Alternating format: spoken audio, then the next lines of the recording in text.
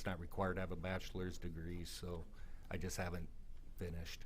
All right. Where did you grow up, by the way? I grew up in Belle Plaine, Iowa, which is Benton County, and actually lived in Poweshiek County with my parents for a few years. So I graduated from Belle Plaine, did some time in the Tama County area, and then went to college and kind of moved around a little bit. Gotcha. And over the course of your career as a agent with the Major Crime Unit and DCI, how many different cases have you worked on that have involved homicides?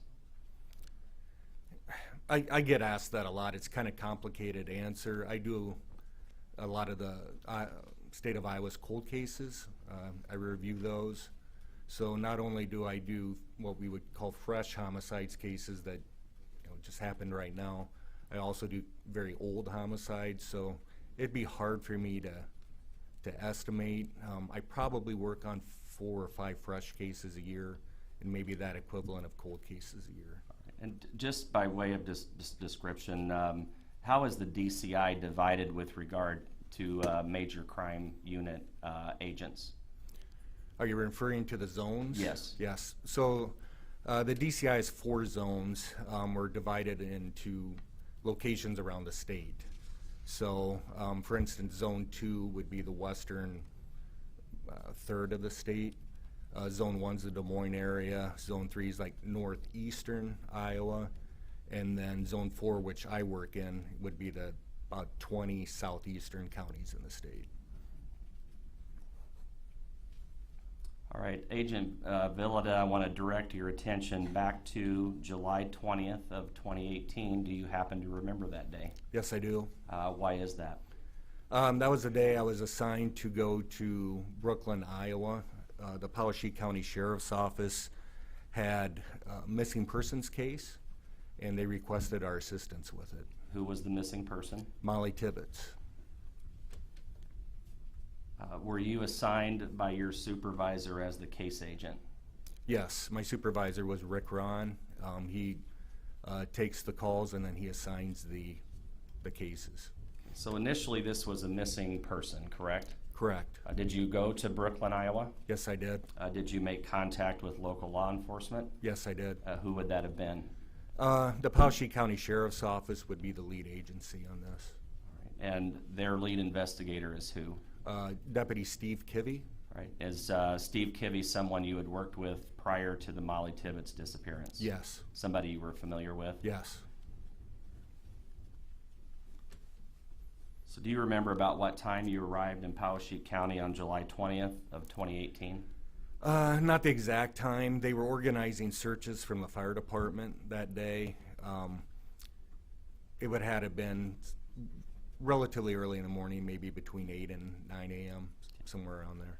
Where did you and other investigators stage up for your work in looking for Mollie Tibbetts? The Brooklyn Fire Department.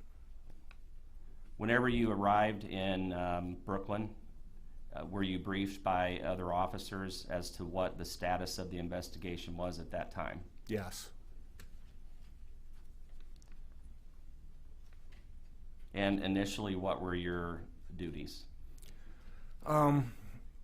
So when you have a missing persons case, you don't always necessarily have a homicide or death. So with any investigation, our initial duties is to start collecting information. And it's almost always we collect information on the victim right away. Okay. Or the missing person. And how do you go about doing that? What you do is you start with the people closest to the victim. It's usually a small circle of our closest friends and family. That's where we start. We call it a victimology. The victimology is just kind of as it sounds. It's who is this person we're looking for? Who do they associate with? What's their lifestyle like? And then it's, I guess, the best way to describe basic investigative techniques. All right, and in making that assessment, where would you have put Mollie Tibbetts as far as risk? So yeah, so Mollie Tibbetts was extremely low risk. Why do you say that? Well, it's the lifestyle that she lived. A lot of our victims, there's drugs and alcohol. There's abusive relationships. There's all these different factors that would push that person into a higher risk of becoming a victim. Mollie Tibbetts didn't have any of those. Mollie Tibbetts probably had the nicest text messages we've ever read. We had a hard time finding something negative about Mollie Tibbetts. So, do you start looking at people or gaining information from people that are, I'll just characterize it as being in the orbit of Mollie Tibbetts? Yes. Okay, and just generally speaking, who would that have been? Generally, generally you look at the spouse or boyfriend or girlfriend first, family members, anybody that would be within, like you said, within her orbit, but I think a better way to describe it, just within her life a lot.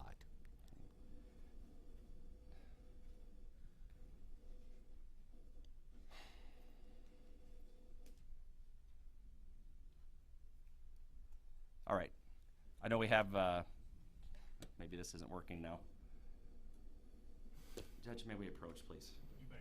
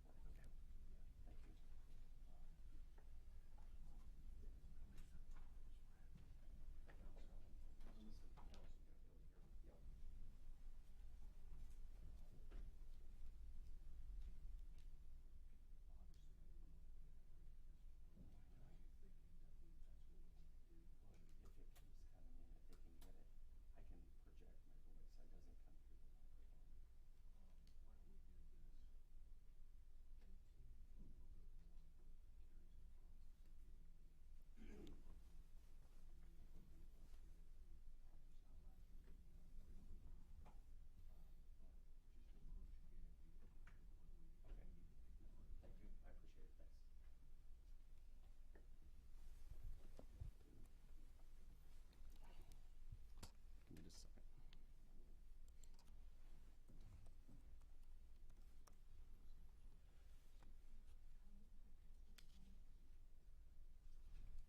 All right, Agent Villada, we were talking in terms of your basic investigation approach, is that correct? Yes. All right, so at the time that you arrived in Brooklyn on July 20th of 2018, did you or anyone else in law enforcement know the whereabouts of Mollie Tibbetts? No.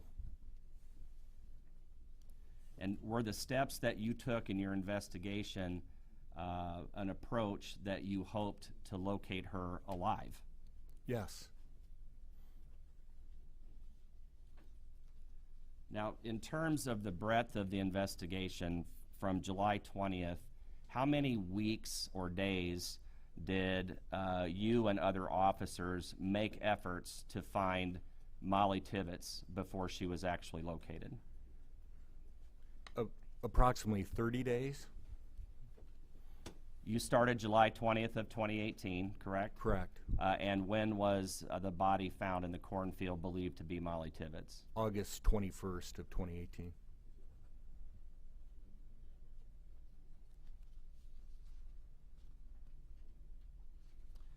All right.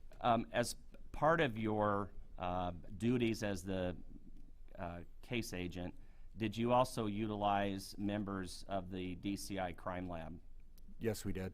Specifically, did Tara Scott, was she assigned to search areas early on?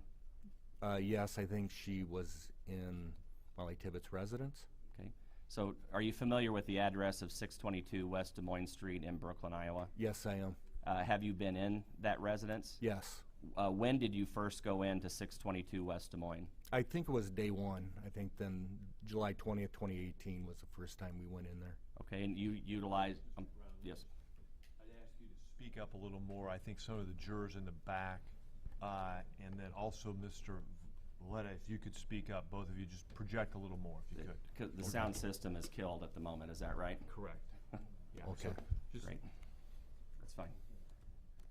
Agent Villada, you utilized the crime scene team at 622 West Des Moines in Brooklyn, correct? Yes, we did. All right. And that would have been Tara Scott? Yes, And did she have somebody else with her?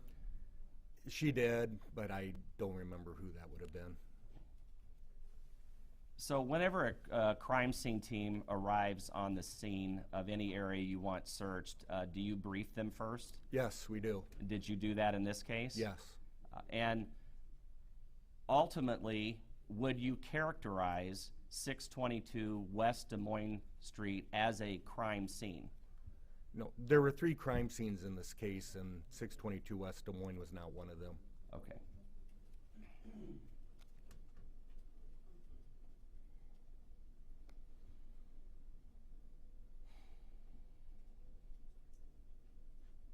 I'm still getting static across the speaker. Why don't we do this? Let's take a 10-minute recess. I know it's early in the day, but we do need to take an attempt at getting the sound system squared away. During the break, we'll see if we can get the ship righted. Just want to remind you of your admonition. Go ahead and take a break, and we'll resume as quickly as we can. Thank you.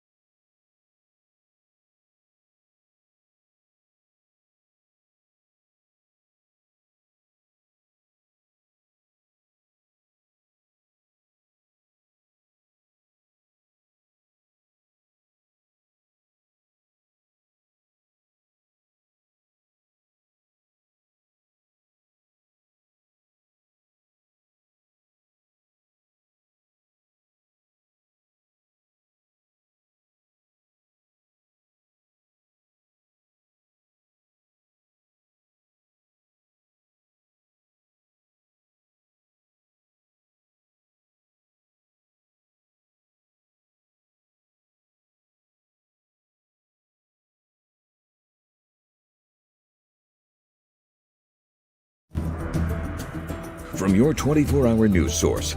This is live coverage of the Cristhian Bahena Rivera murder trial. Some viewers may find this content disturbing. Viewer discretion is advised. Courthouse that's under construction. Agent Valletta, we'll continue on, or we'll try to. We were talking before the break about 622 West Des Moines. Do you recall that? Yes. And just refresh our memory, what did you learn during the investigation as to who was residing there the week that would have included July 18th of 2020? Yeah, so the house belonged to Blake Jack and his fiancee Allie. I think it's Houghton is how you spell her name, and then Blake's brother Dalton. Jack was living there, and then Mollie Tibbetts would stay with Dalton majority of the time. Okay. Other than 622 West Des Moines, where else did you learn that Mollie Tibbetts would have resided the summer of 2018? She would stay at her mom's house too. Her mom lived in Brooklyn, and I don't recall that address. Okay. Did Mollie Tibbetts have a vehicle? She, if I remember correctly, I think she was sharing a vehicle with one of her brothers. When we were talking to her family, there was it was complicated because she had to get the car back in time for her brother to use it, that sort of thing. So it's just a shared vehicle.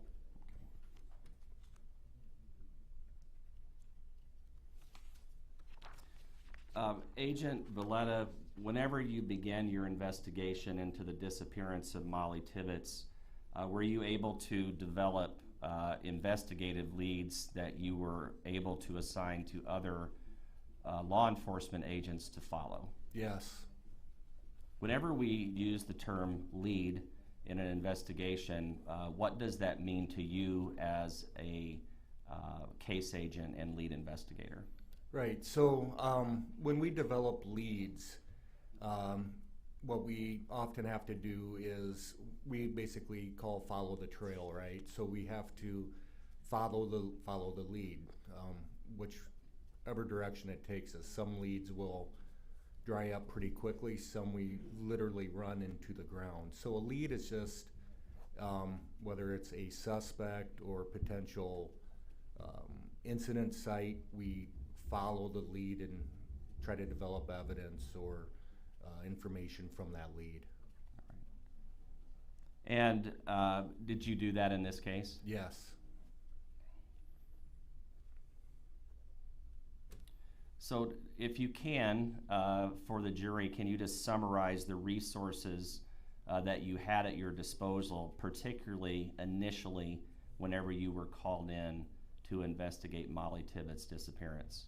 So initially we were kind of thin. I think it was about the 23rd or so of July, the FBI shows up.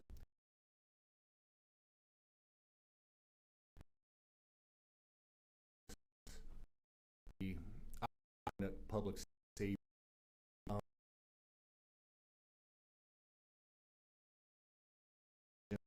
The patrol, DCI, our narcotics officers, and our fire marshal's service. So at some point we utilized all of them, and then of course the FBI, which really they have almost unlimited resources. And whenever you say you utilized all of them, it wasn't every agent in the state, correct? No, we did not, but we utilized just for manpower and that sort of thing. We used all our divisions. And in addition to law enforcement, were there other civilians that were engaged in searching the area in an attempt to find Mollie Tibbetts? Yes. I mean, it was a community effort. Day one, the sheriff's office had organized a probably 200+ person search of the area at the fire department. We had airplanes flying over. We would get calls from hospital helicopters saying, hey, we have some extra fuel. Do you want us to fly over a certain area? Is that type of assistance welcome to you and other law enforcement? Of course. I mean, the ultimate objective on this whole thing was to locate Mollie Tibbetts. So if we could find her, we didn't necessarily care who found her. All right. During the course of your investigation, did you or other officers have contact with Dalton Jack? Yes. And what had you learned concerning Dalton Jack's relationship to Mollie Tibbetts? Dalton Jack was Mollie Tibbetts' boyfriend, and they were more or less living together. At 622 West Des Moines? Yes. Dalton Jack interviewed on multiple occasions? Yes, he was. Was there a particular agent that was assigned to him to follow any lead that related to Dalton Jack? I think Matt George with the DCI did most of Dalton Jack's interviewing. All right, and Matt George, your crime unit with you?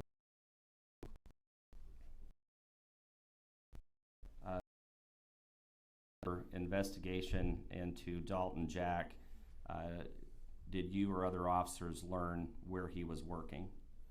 Yeah, he was working for Jack. Actually,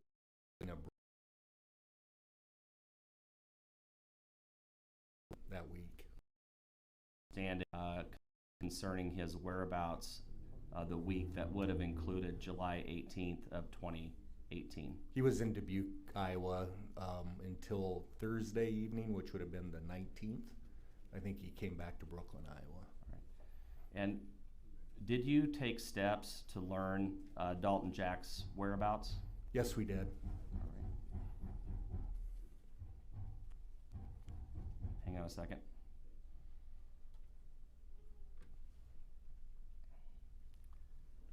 Did you or other agents speak with Dalton Jack's supervisor?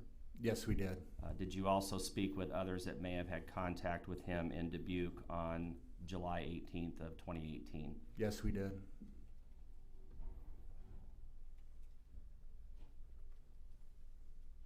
And based upon that information, was Dalton Jack eliminated as a suspect in the disappearance of Mollie Tibbetts? Yes, that in addition to some other information too.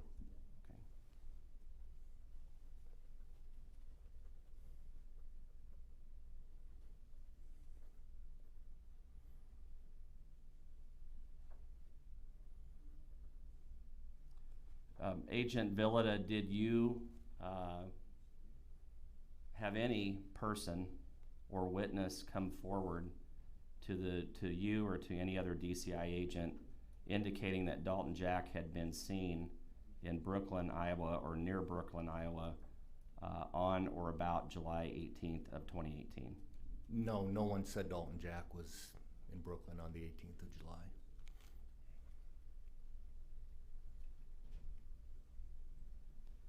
In an effort to corroborate that, you did speak to you or other agents spoke to other witnesses? Yes. People that worked with him? Yes. Did you also examine Dalton Jack's phone?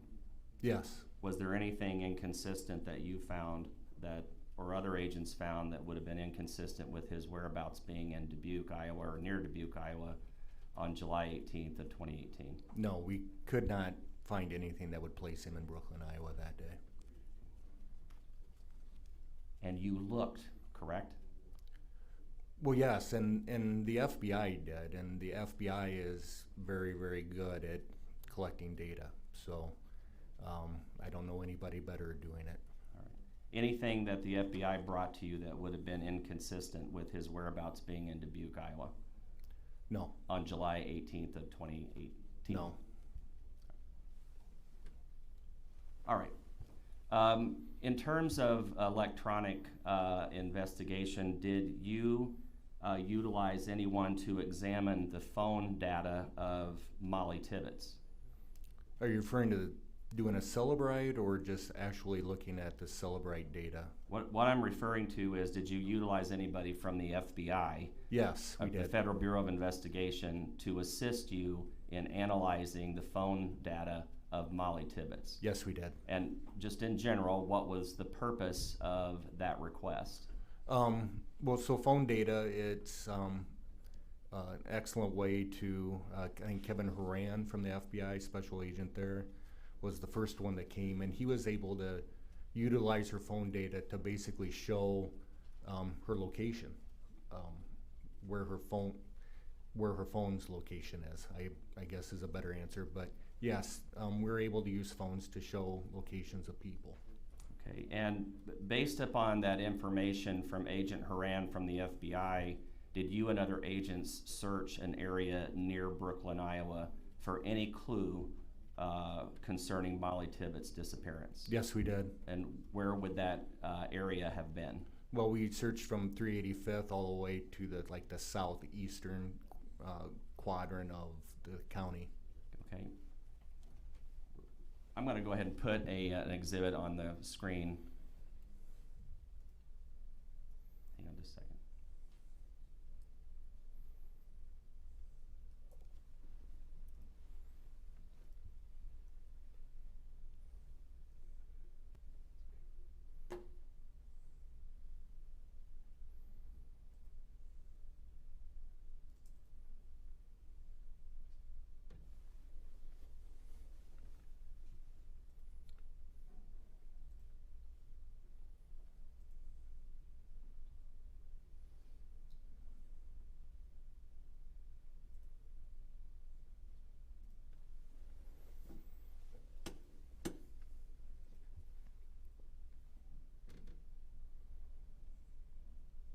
Can we get the screen up, Jeff?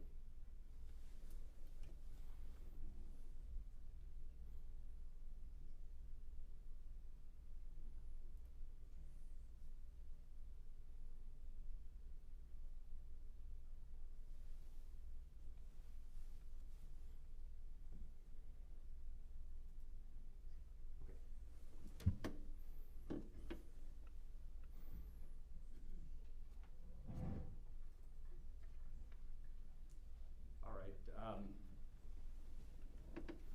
Agent Villado, on the screen is Exhibit 6. Do you see that? Yes. And this has been described as 385th Avenue leading east out of Brooklyn. Would you agree with me? Yes. Is this the area generally that you begin searching based upon the information Agent Haran had provided you from the FBI? Yes, it is. All right. You also indicated there was an area south of this location. Would you agree? Yes. All right. And how far south did you go, just in general terms, with regard to what area you would have searched for the location of Mollie Tibbetts? It was a couple miles south of Guernsey, which I want to say,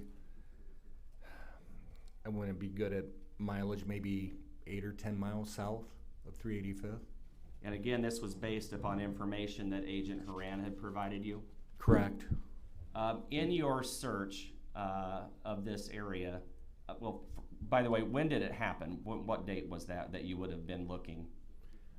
That we started looking on 385th? Yes. Well, we had the initial information from Christina Stewart that she saw her out there. I know lots of people were driving that road 385th, but not until Kevin Haran got there did we have more specific locations to look at. So that would have been, like I said, the Tuesday or Wednesday that he arrived after the FBI got there. All right. Give the jury, if you would, a description of the kind of the lay of the land, the crops that were in the field, what you were up against as far as investigators in searching for any clue as to the disappearance of Mollie Tibbetts. Right. So it's, we're in late July. If anybody grew up in a rural area in Iowa, there's no more rural areas than Poweshiek County. So it's very agricultural there. Pretty much every field is either beans or corn. Corn at that time was, I would guess, pretty much fully grown. The beans were fully grown, and then the ditches were all overgrown. So, you have almost 2/3 of the summer where grass is growing within the fields. Most of the roads, 385 South is all either gravel or dirt. And while you were conducting your investigation and this search over several days, was weather also a factor? Yeah, and the summer weather is always a factor. Just, for example, running a dog through the area, the dogs will overheat quickly. In the summers in Iowa, sometimes we have a drought, sometimes it rains every day. So weather is always a concern of ours. Well, specifically though, with regard to the time that Mollie Tibbetts went missing, was Iowa in a rainy pattern at that time? It was. I think the 19th of July, the day after she went missing, I think there was a tornado that hit Marshalltown, and there was a couple inches of rain that day. And can that type of weather hinder an investigation? Yes.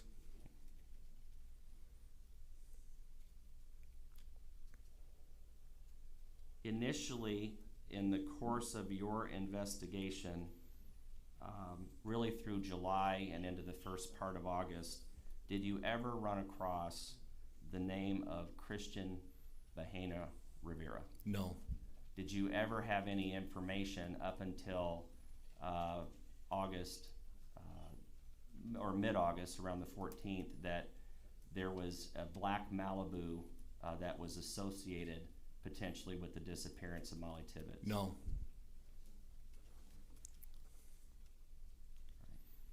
You can go back to black screen on that.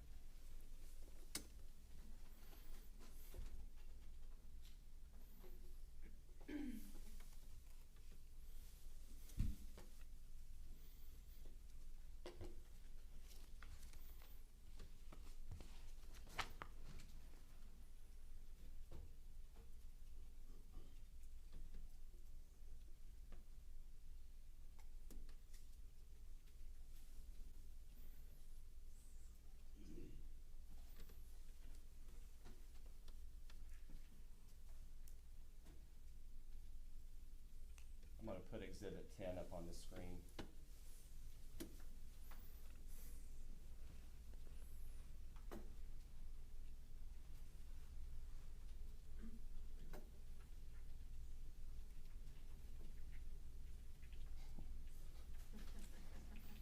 My son makes an appearance.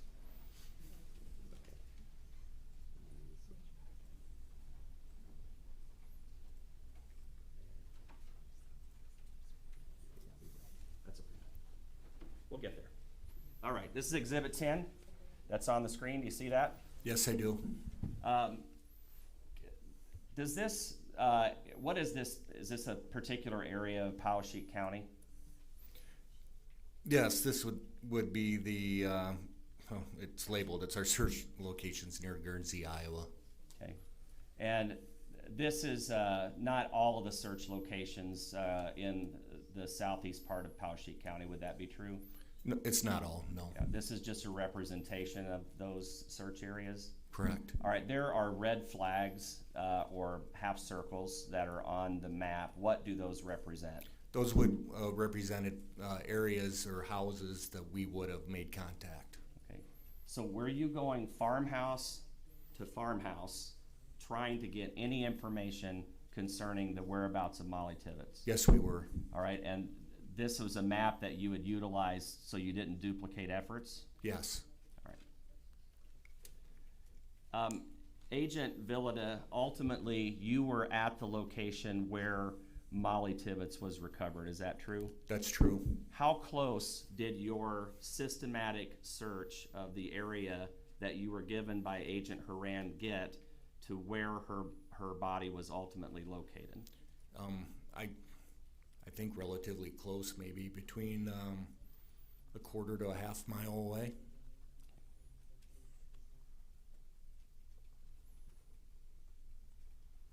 Okay, you can take that down. Agent Villada, let's shift gears just a bit. Were there potentially other persons of interest or potential suspects that DCI developed or talked to over the course of the investigation? Yes. It's been brought up in this case, the name of Wayne Cheney. Are you familiar with him? Yes, I am. And did he live in the area near where Mollie Tibbetts was located? Yes. Or was he interviewed? Multiple times, yes.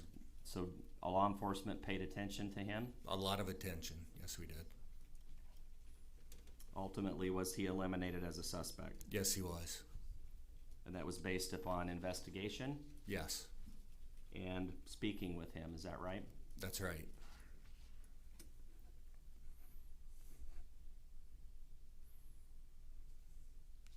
were there others?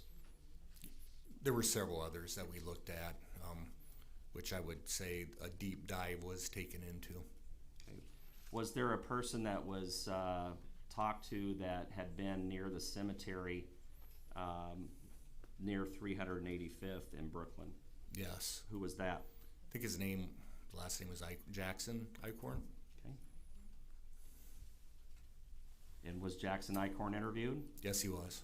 Did you make attempts to place him at any certain locations related to Mollie Tibbetts?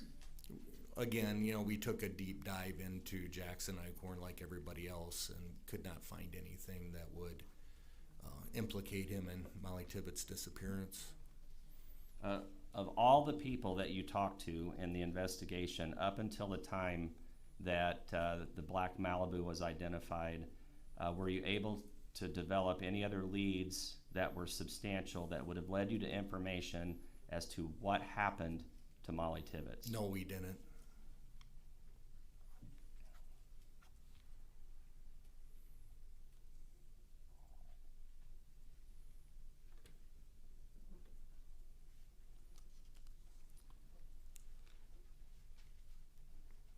Agent Villata,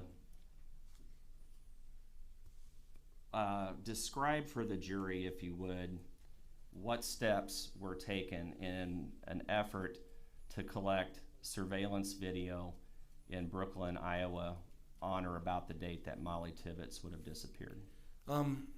So what we do when we have a case like this, we do what we call canvassing. So we go to each house, kind of start possible, maybe a run route for Mollie and go to those houses, and then we expand out. In the course of our canvas, one of the things we always look for is locations for cameras on the house, on the garages, on the businesses. The world is heavily video recorded now, so we usually have luck in finding quite a bit of camera footage. And was one of those homes at 616 East Des Moines in Brooklyn? Yes, it was. Who lived there? Logan Collins. And what had officers noticed about cameras at Logan Collins' residence? Yes, they noticed he had cameras, and I think he had 4 cameras that they could observe. And were agents tasked with making contact with Logan Collins? Yes. Ultimately, what happened with regard to the footage that his cameras would have captured that would have included July 18th of 2018? Well, the footage on Logan Collins' cameras broke open the case for us. It was the lead that we needed. It provided not only the black Malibu, but it also had a very brief glimpse of Mollie Tibbetts jogging. Now, you would agree with me that looking at that footage, which the jury has already seen, the runner is more or less a shadow that comes across the screen. Is that right? Right. I still have a hard time seeing it even when I know I'm looking for it. So yes, we were very fortunate that it was seen the way it was. Yeah, and we don't have to show it again, but when we enhance it, it does appear that there's a runner. Yes. Okay. And what did you know about Mollie Tibbetts' running habits that would have further drawn your attention to this particular date and time? Well, we had Fitbit data that showed previous run routes, and we knew through the Fitbit data that would be a route that she would often take. Based on our knowledge of knowing what time of day she normally runs, and then what time we know she was probably abducted, we were able to guess, I guess, a possible route through those cameras. And who are the agents that were assigned to review that surveillance data? So Derek Reason was the one that, in particular, and then Matt George was the one that actually saw Mollie Tibbetts on the video. Were you present at the fire station whenever that was discovered? Yes, I was. Was it brought to your attention immediately? Yes, it was.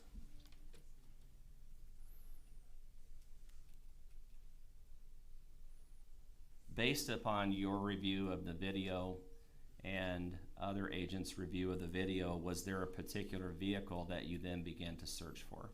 Yes, it was a black Malibu, and it had aftermarket chrome mirrors on it. It also had chrome handles? Yes. And did it have some sort of sporty spoked wheel as well? It did, yes. Okay. And looking at the video, you can't see a license plate, is that No, right? No, we can't. But you had a fairly good description of the vehicle, would you agree? We did, yes.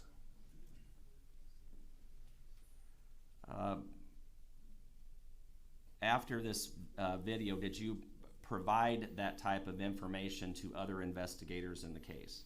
Yeah, so what we did then is we basically took a still shot from the camera and printed out that picture, and then we assigned several cars to drive around the area to see if they could not locate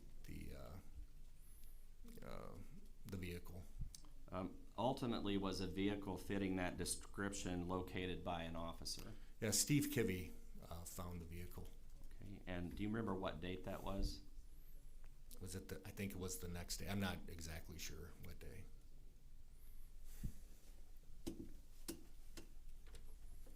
I think we have previous testimony that was August 16th. Does that make sense? That makes sense, yes. All right.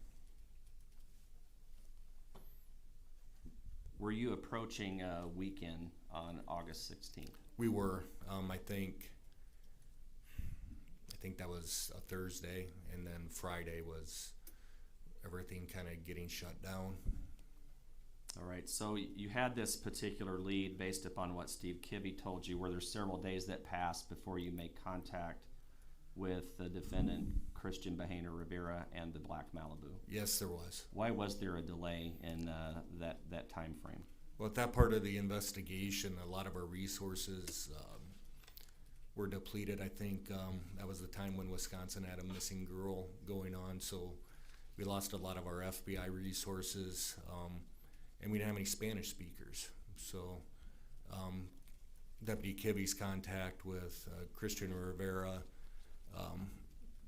made it clear to us that we needed a Spanish speaker to talk to him. So it was a nervous time for us because we would have rather done it right away, but we had to basically marshal our resources before we could move forward. Okay, so you have to plan, Yes. right? And that helps to do things efficiently, would you agree? Well, we want to do things correctly and efficiently, yes.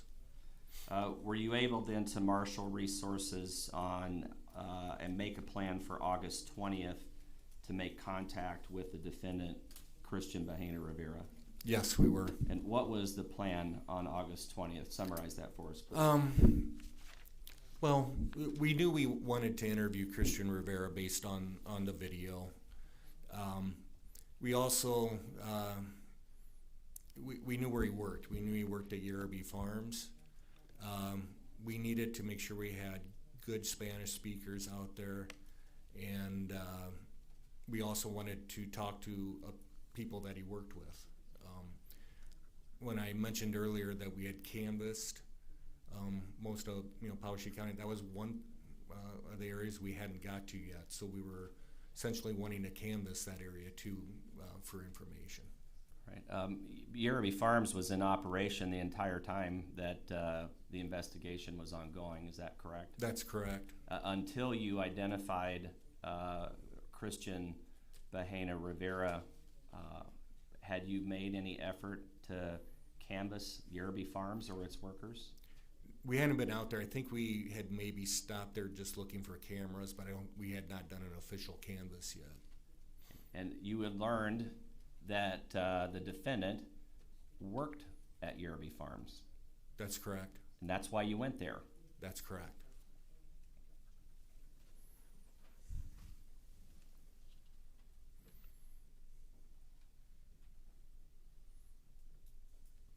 So describe for the jury what happened on Monday, August 20th, when you went to Yerby Farms. So what we did is it was just kind of like every other time we would go out and canvass. We got a group of investigators together. We made contact at the farm, and then we tried to split people up so we could talk to them individually. And just in general, why would you have talked to all the workers at Yerby Farms? It's kind of a complicated answer. If everybody remembers back in 2018, the political environment was pretty hostile towards our immigrant communities, and we were concerned that any contact that our immigrants would have with the police or anybody from the government would cause them fear, or maybe cause them to flee or not cooperate. So we were trying to take every effort possible to make them feel comfortable with us, but we also wanted to be sure we could identify them. All right, and your efforts were to gain information, correct? That was And our number one priority. And it was a lead concerning the video and contact with the defendant that led you to Yerby Farms where he worked? Correct. Okay.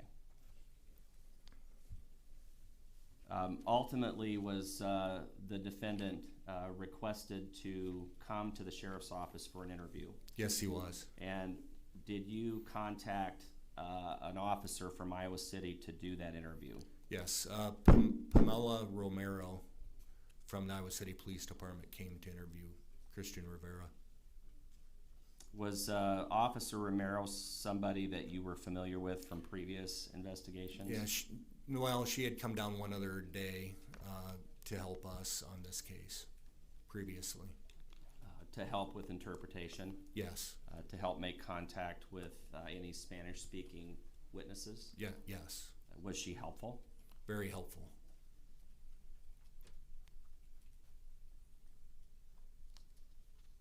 The interview then took place at the sheriff's office. Yes, it did. We've already been over that, so I'm not going to ask you to recount it, but were you present for much of that interview? Were you present in the building? Yes, I was.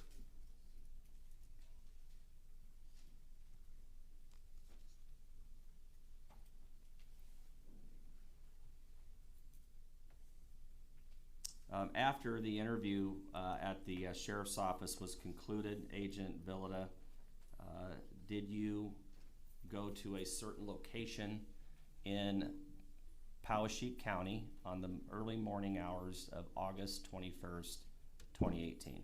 Yes, we did.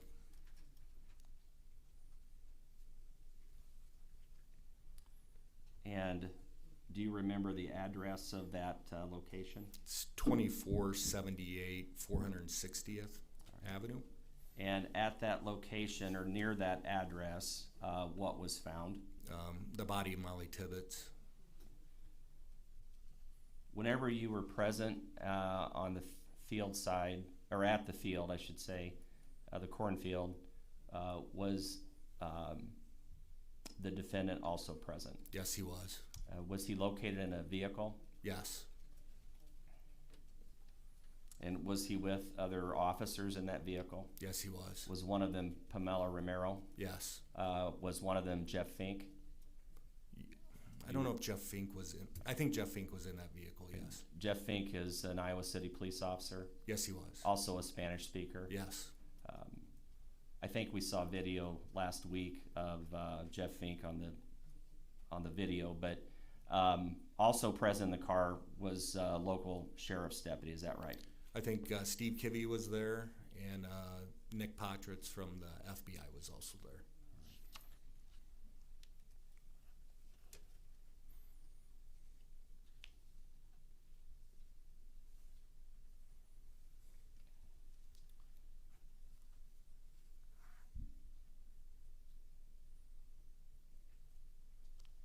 During the course of the investigation, Agent Villada, were officers able to locate the Fitbit or the phone known to be worn by Mollie Tibbetts? No, we never found those.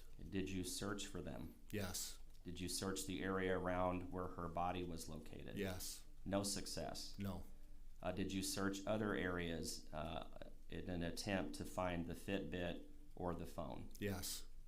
Describe generally what other areas you would have searched to try to find those two items. Well, again, you would start where her body was located and then move all around that area.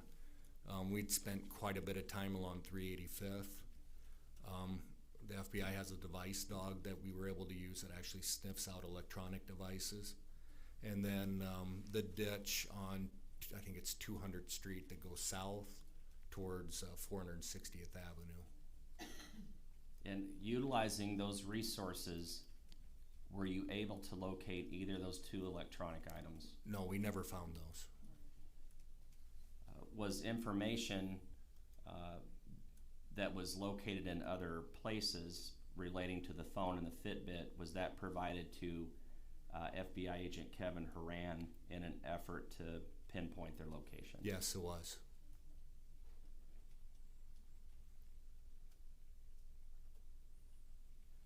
Whenever you arrived at the location where Mollie Tibbetts was located, did you go out to where, specifically where her body was located? Yes. Describe for the jury what you saw whenever you arrived. All I could see was her fluorescent running shoes because the rest of her body was concealed under corn leaves, corn stalks, that sort of thing. Would this, your observations have been before Amy Johnson or John Berry would have arrived from the crime scene team? Yes. Whenever you drove out to this location, generally what was the weather? I think it was misting. Maybe it rained the night before. The roads were very wet, muddy, that sort of thing. Do you remember about what time you arrived at the cornfield? We left, I think we left the sheriff's office maybe 4:15, and it took us about maybe a half hour or so to get there. At the time that you arrived, was it still dark? It was dark, yes. Just starting to get light. Just starting to get light, yes. Lastly, Agent Villada, were you or other agents able to locate any weapon that was used to inflict the injuries on Mollie Tibbetts? No, we weren't. All right. Did you learn that there were sharp force injuries that caused her death? Yes. So what type of weapon would you have been looking for? Sharp, like a knife, so something with that would create sharp force, so like a bladed weapon. To your knowledge, was any firearm ever associated with the death of Mollie Tibbetts? No. And to your knowledge, despite your efforts and other officers' efforts, were you able to locate a knife or a weapon that would cause sharp force injuries that was associated with the injuries of Mollie Tibbetts? No, we never found the knife. Did you look? All over the place. Okay. The residence of the defendant was searched? Yes, it was. It was a trailer? Yes. A couple of knives were taken from that location, is that right? That's right. Were those submitted to the lab for testing? Yes, they were.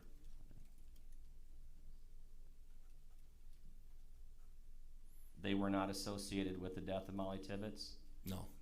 Just describe, I know you said all over the place is where you looked. What other types of places would you have searched in an effort to try to find the item, like a knife, that would have caused the death of Mollie Tibbetts? Well, Cristhian Rivera also had 2 vehicles, so we would have looked there, and then at or near her, Mollie Tibbetts' body.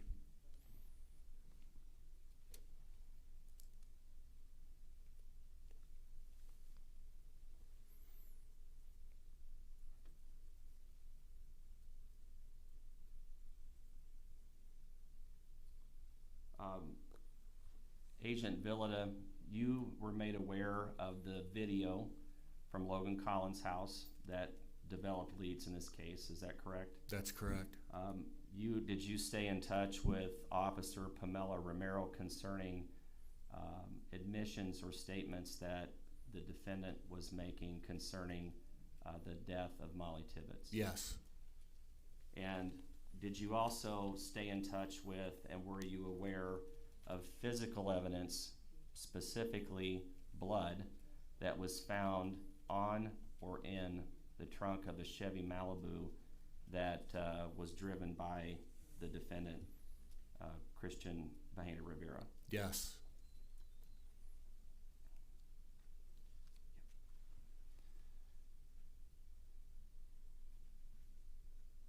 Prior to going to the location of Mollie Tibbetts' body at the address that you just mentioned, did any law enforcement agent know the location of Mollie Tibbetts' body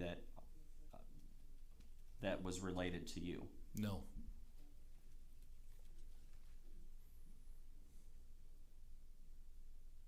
So prior to August 21st of 2018, neither you nor anyone in law enforcement, to your knowledge, had any knowledge as to the location of Mollie Tibbetts No, we did not know where she was. No.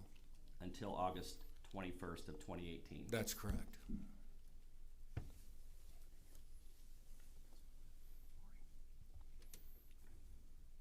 That's all the questions I have this time. Thank you, Mr. Brown. Defense may cross-examine.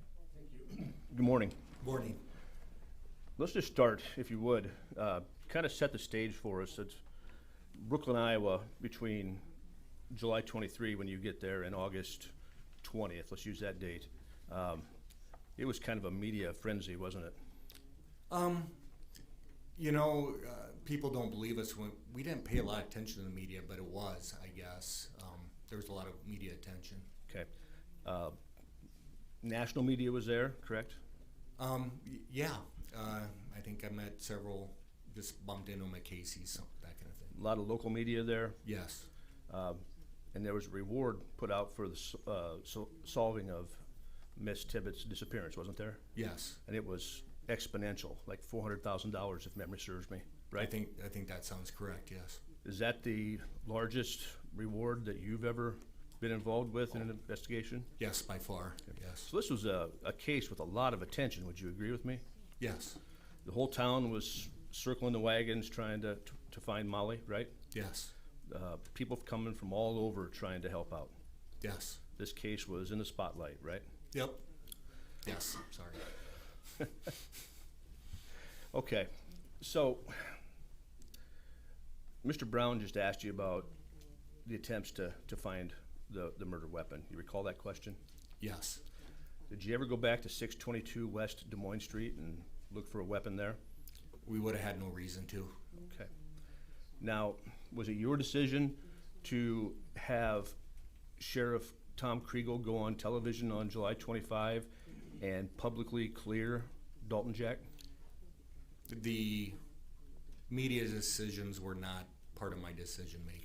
But you're aware that Sheriff Kriegel publicly declared Dalton Jack on July 25. I am aware of that, yes. Who made that decision? You know, I would always be aware when a press conference or something would take place. I guess I can't honestly remember who made that decision. Okay, well, you're the case agent and you're in charge at that point, right? Right. And a decision like that would have to go through you, would it not? Media decisions were way out of my decision-making process. I think because of the media attention, we gave a lot more press conferences than we were used to. But they may have asked me if it was okay to do it, but I don't remember that day. I'm sorry. Okay. Well, who else would have the authority to make that decision besides you? Well, there was a lot of supervisors there. So you not only had the sheriff of Powashik County, you had several DCI supervisors that were bouncing in and out. My supervisor, Rick Ron, was there daily, providing resources, that sort of thing. The FBI had supervisors almost there. So generally, in most of our cases, press conferences are distractions for the investigators. So normally that kind of stuff is being made by supervisors, but like I said, I would be surprised if the lead investigative team wanted to said, that's okay if you want to do something. Okay. Now, you understand the very next day on July 26th, you had Matt George approach Dalton Jack again and ask for another interview, right? Yes, I remember that, yes. And then Dalton Jack gave another interview on the 27th. You're aware of that. Right. And in that interview, it was learned that he wasn't completely forthright in the previous interviews, right? Yes. I don't object to the characterization that he's not forthright. I think that's speculation on behalf of this witness. Objection's overruled. Go ahead and answer. Yes. And that was information concerning an affair he had had on Mollie Tibbetts. Yes, that's true. And you reviewed the reports of Agent George from that interview, right? Yes. And to your recollection, if you can tell us, why was Dalton Jack not coming forth with that information initially? I'm going to object as to any reasons that Dalton Jack may have had. This is speculation.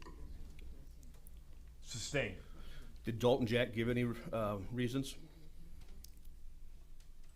I don't recall exactly why. I could only speculate as to why he did that. Do you recall reviewing Agent George's report and Dalton Jack saying that he didn't think it was relevant? If it's in Matt George's report, it would be correct. Okay. Now, Mr. Brown, well, let's back up. You talked about Mollie Tibbetts' text messages. So you went through her text messages, right? The investigative team did, yes. Okay, and what about them led you to believe she was extremely low risk? She just, she didn't use profanity or anything on there. There was no, it's very benign sort of text messages. She always appeared to be trying to help her friends out. There was just no, often we will find on text messages from our victims just talks of drug use or things like that. We just didn't really find anything from Mollie that raised red flags. She seemed very kind, right? Yes, she did. And very loving to everyone around her, right? Yes, she did. And that coincided with the interviews that agents were doing, trying to learn about Mollie, right? Right. Even to people she didn't know, she was very kind. Yes. In the materials I've been given, I don't think I've found anyone who spoke an ill word of Mollie Tibbetts. Right. It's very uncommon for that, but you're right. We didn't either. I mean, she seemed to be a genuinely nice person. Yes. And if she didn't know you but thought you needed a hand, she would offer that hand, right? I would believe that to be true, yes. I mean, she is truly an innocent victim, right? Right. We can agree on that. Yes. And she had friends that cut across all socioeconomic spectrums. She liked the poor kids and she liked the rich kids, right? She did. Yes, she did. She liked the boys and she liked the girls, right? Right. She liked the white kids and the non-white kids, right? Right.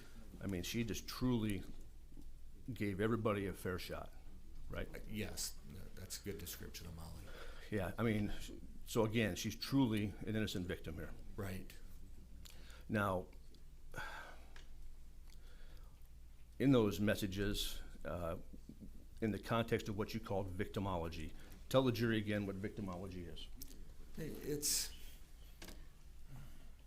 It's one of those terms that's complicated to explain to people outside of law enforcement. The best way I can explain it, it's more of a background check. It's collecting just as much data about a person as we can. So. Agent George, in one of his interviews with Mr. Jack, talks about working the case from the inside out. Is that kind of what it means? Yeah, I guess sort of. I know, I get where you're coming from. It's, yes, you want to start with the people closest to the victim and then expand the circle as need be. And that's what... Mr. Freeze, let me stop you there. We need to take a recess. Members of the jury, we'll take a 10-minute recess. The hall has been cleared, so you're free to go. I want to remind you of your admonition, and please leave your notebooks where they are. And sir, you can go ahead and step down.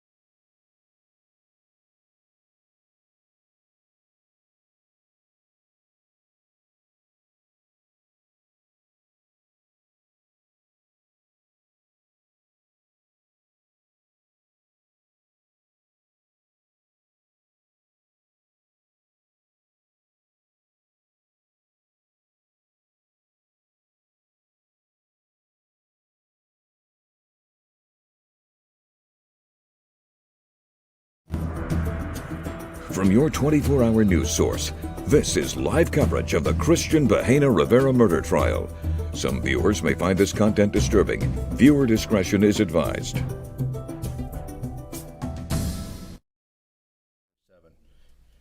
You've collected a report on that from Agent George, right? Yes. And you've reviewed that, right? Yes. And that report is all part and parcel of this investigation, at least as of July 27, right? Yes. Do you recall reading in that report that the affair that Dalton Jack had with Jordan Lamb had become sexual? Sustained. That report was part of your investigation and led you down certain paths in your investigation, right? Correct. And because of that report and what was said in that report, you acted in conformance with the information contained in that report, right? Yes. I mean, you get information, then you take the next step, right? Yes. And because of that information in that report, you took the next step, right? Yes. And because of that report, information in that report, what was the next step you took regarding Dalton Jack's affair with Jordan Lamb? You know, I don't know. Maybe, I could only guess that maybe Jordan Lamp was interviewed, Okay. but I don't remember exactly. Dalton Jack, in his interview with Matt George, indicated that if Mollie knew it had become sexual, she would have broken up with him, right? Don't object, calls for speculation, hearsay. Overruled. I think Mollie knew about Jordan, and I think she had forgiven him, so I don't know why Dalton Jack would have said that in that interview. Okay. And where'd you get that information? I think from several people. I think her family even knew about it, but I can't say exactly. My recollection is that was no surprise to Mollie that happened, and she had forgiven him over it. In the course of your investigation, did you learn that the Jordan Lamb affair had happened more than once? I think you're right on that, yes. Okay. And she had forgiven him once and then it happened again? I don't know about that. It was my perception that she knew about the entirety of it and had forgiven him. Okay. So let's go back to the theory that Mr. Bahena, that you developed that Mollie was killed by Mr. Bahena, okay? Now, is it your assertion that Mollie was killed on 385th Street? I don't know exactly where she was killed. Okay. But it's your assertion that she was abducted on 385th Street? Yes.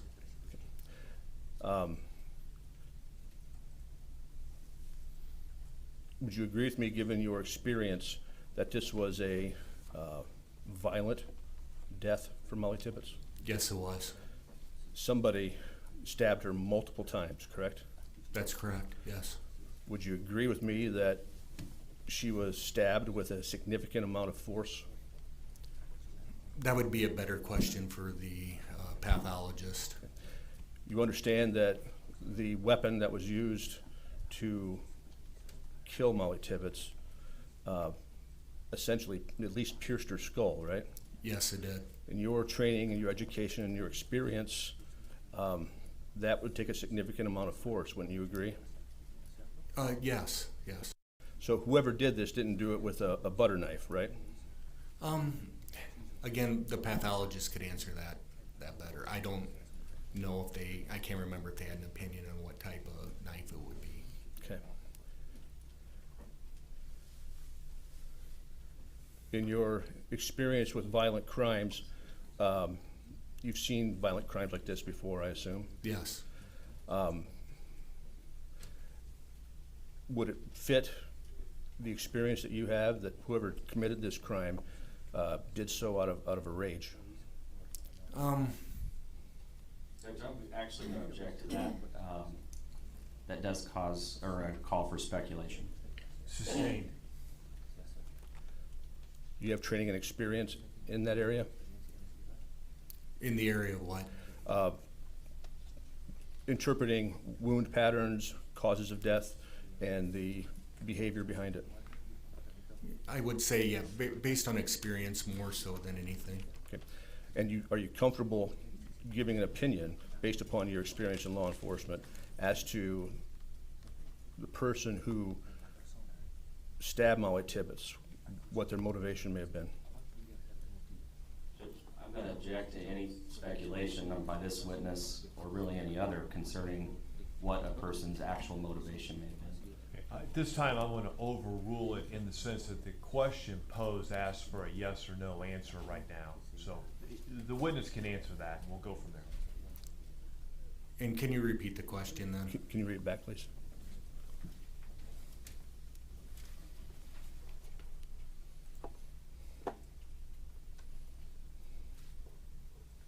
And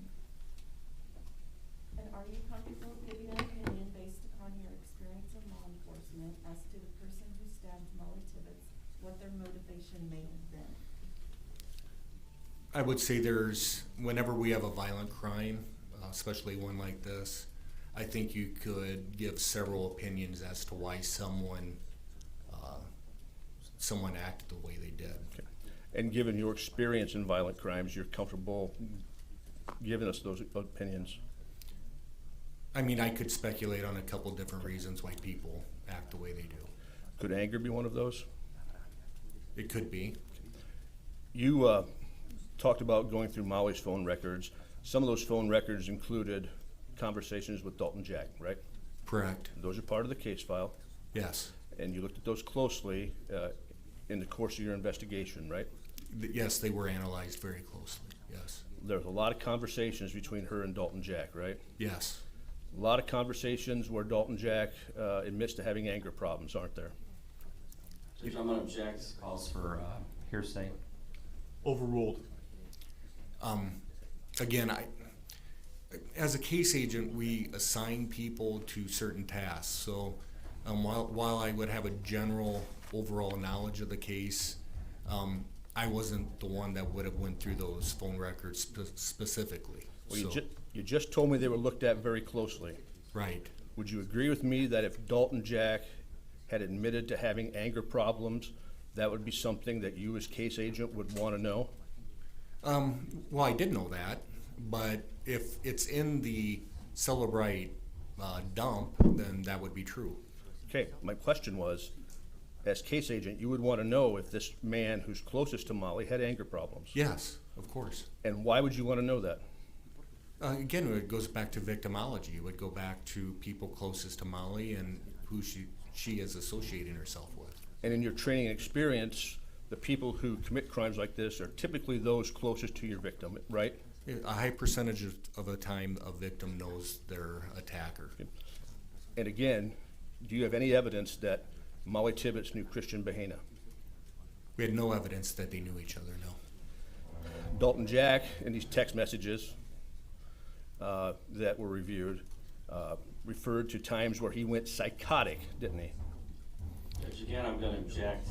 I'm going to expand this to relevance in the time frame with regard to any of these comments that he's examining Agent Valletta about. Sustained.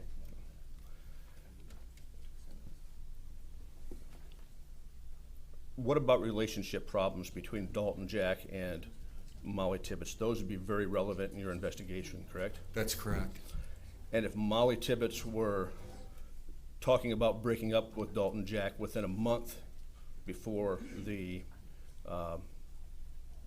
disappearance, that would be relevant to you, right? Yes, and I also thought that they were planning on getting engaged maybe that next weekend or the weekend after. Okay. So, But the question I had is, if Mollie Tibbetts was talking about severing the relationship a month before she disappeared, that would be something you would want to explore in detail, correct? and I did say yes, yeah, previously. And why is that? It's at the early stages of the investigation. That's something. Relationship issues is something that's very relevant to the case. And as soon as 3 days before Mollie Tibbetts went and disappeared, there were text messages, again, talking about Dalton Jack and Mollie Tibbetts having relationship issues. Do you recall seeing those? Again, if it's in the text messages, that would be true. And that's relevant to your investigation. It would have been at the time, yes. Okay. But you ruled out Dalton Jack because he was in Dubuque. He was in Dubuque, yes. And you say that because his boss told you he was in Dubuque. His boss and his roommate, yes. Okay. Now, his roommate is a young man named Brandon Gordy, right? Yes. Now, Brandon Gordy told you he was in the room with Dalton Jack that night? I don't know if that's specific, what he says, but he did say Dalton was in the room that night. Because have you also reviewed the interviews with Dalton in law enforcement where Dalton said Brandon Gordy was out of the room till like 5 in the morning smoking pot? I do remember Brandon Gordy had left for a while to do that, yes. Okay, so you're relying on Brandon Gordy's vouching for Dalton Jack, right? No, that's there. We collected all different kinds of information that showed Dalton Jack was in Dubuque. Well, Agent George asked him for receipts, and he couldn't produce receipts, could he? Well, he didn't have receipts, no. Okay, so he was asked for receipts and couldn't produce them is the question. And I said no. Okay. Yes. Dalton Jack talked about being outside, drinking beer, and playing bag games with his buddies at the hotel, right? I was told he said that during his testimony now, but I think he told us back then he was in his room. Okay. So his testimony here at trial is different than what he told officers? I didn't see his testimony, only from what I've heard. I think again, I can only speculate as to why he was mixed up on what he was doing. Okay. But if he testified that way, like you just talked about, if he was outside the room playing bags and drinking beer, that's different than your understanding of what he told law enforcement. It was my understanding that he was in his room that night. Okay. Who got the surveillance video from the hotel? I don't think the hotel had surveillance video. Was the hotel asked? I think, yes. Okay. Was there ever a report created on that? If there was, it would be in my case file. Okay. Bank records of Dalton Jack were retrieved? Yes. Wow. And nothing from those bank records showed him in Dubuque on July 18th, did it? That's not true at all. Okay. Am I done answering? I'm sorry. Yes. Okay.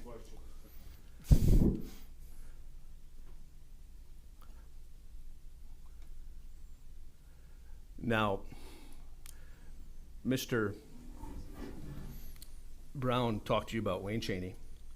Wayne Chaney came to your attention partially because someone called and gave a tip, right?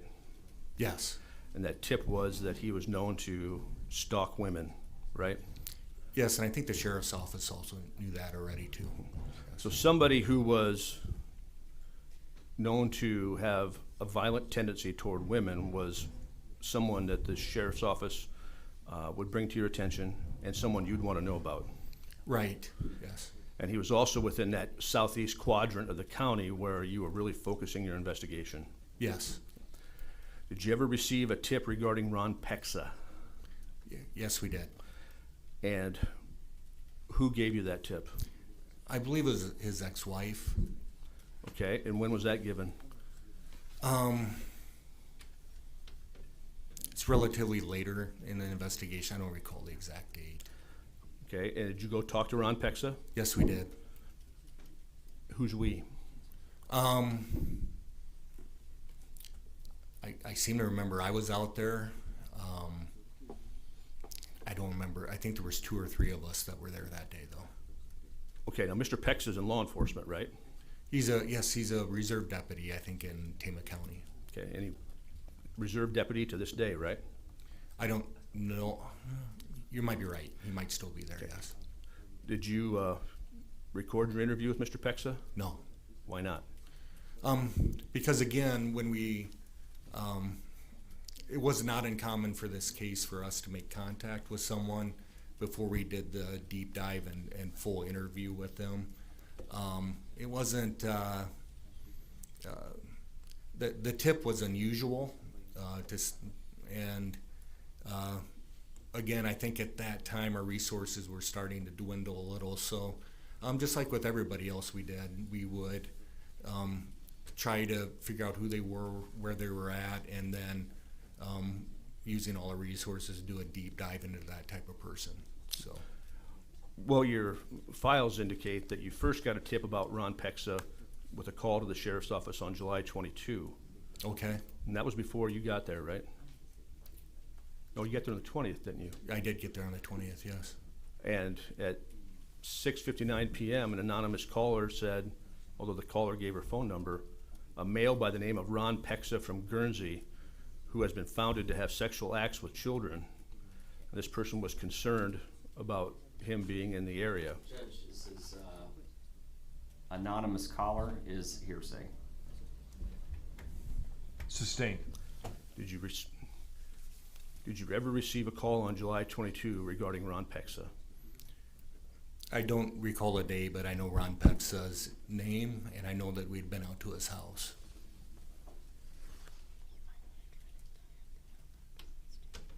I know. Well, do you recall how many times you got tips on Ron Pexa? Okay, so no, I don't, but I know when we got leads like that, eventually they were assigned and run out. Okay. If you would have got a lead on 7/22/18, would you have assigned someone to that lead? Yes, I mean, well, it was assigned a lead at some point, I would assume, yes. Okay. Let's pull up Exhibit P. Can you pull up Exhibit P for him?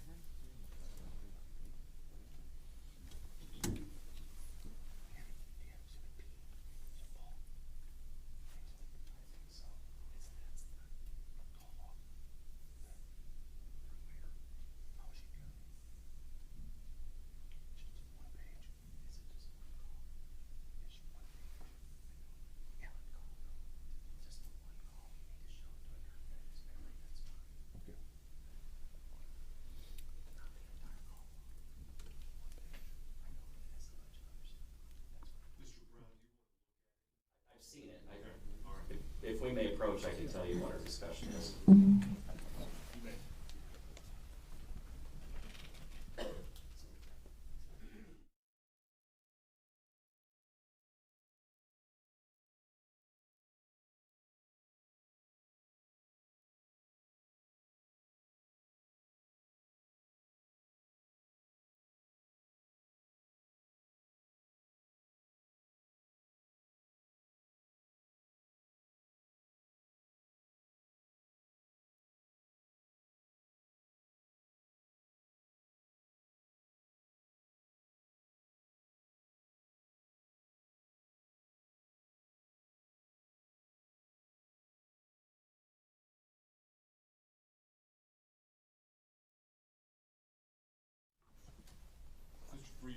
Thank you. Agent Villada, I've put in front of you a document for the purposes of refreshing your recollection. If you look at page 2 of that document and read it to yourself, just the first 2 paragraphs.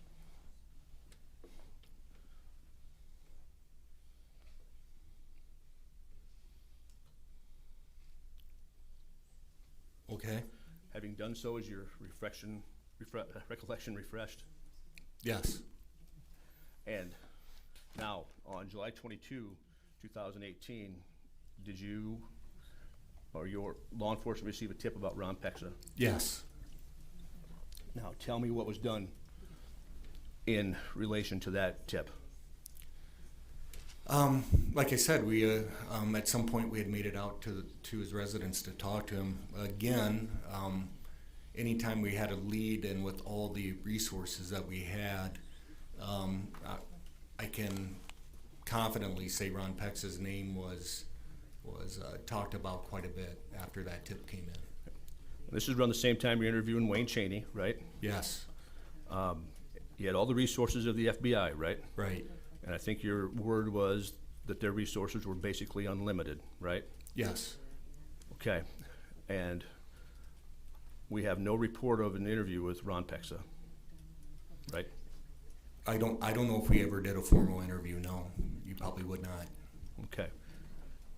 Did you also receive a report concerning Ron Pexa following a canvass on August 1, 2018? If there's a canvas report regarding Ron Pexa, then that would be yes, yes, If I showed you that canvass report, would it refresh your recollection? yes. That would be. Putting in front of you now an activity log, if that would refresh your recollection, please let me know.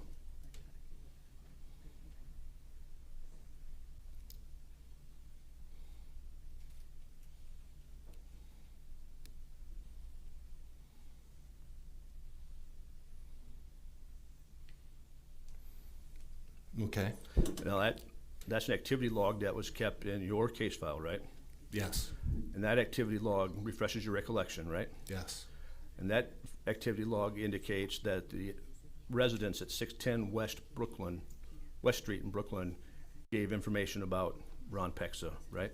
that's correct, yes, And they indicated that Ron Pexa had been a person who had harmed children and women in the past. yes, that's how this reads, yes. This tip that you received on August 1, 2018 also indicated that Ron Pexa's home had a hidden room, right?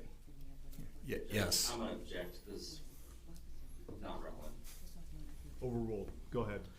yes, the report here says there's a hidden room. And that room concealed edged weapons, right? Judge Yep. again, object to relevance. Same rule, overruled. Yes, that's what it says. And that Mr. Pexa had threatened women, specifically his ex-wife, with death and burial, right? Objection to hearsay and relevance. Sustained on that hearsay.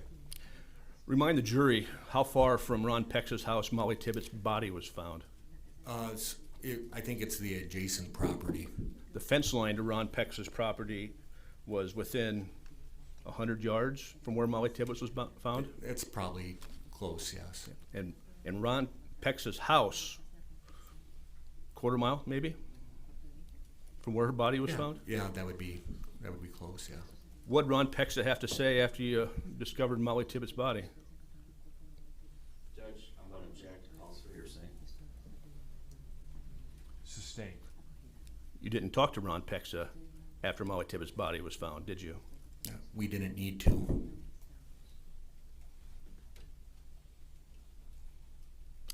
You didn't find it a bit ironic that this man who you have 2 tips on, the body was found a quarter mile from his house? Objections argumentative. Overruled. I would say Cristhian Rivera cleared Ron Pexa. Question was, you didn't find it a bit ironic that this man you'd received at least 2 tips on, the body was found a quarter mile from his house? No, not at all.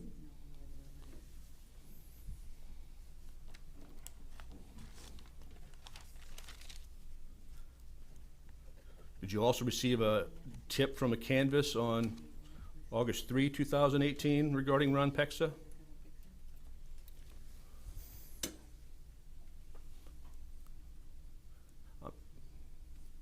Yes, And if I've showed you an activity log dated 8/3/2018, would that refresh your recollection?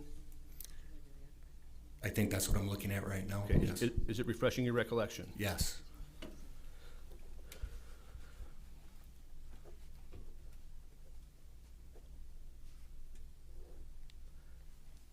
Now,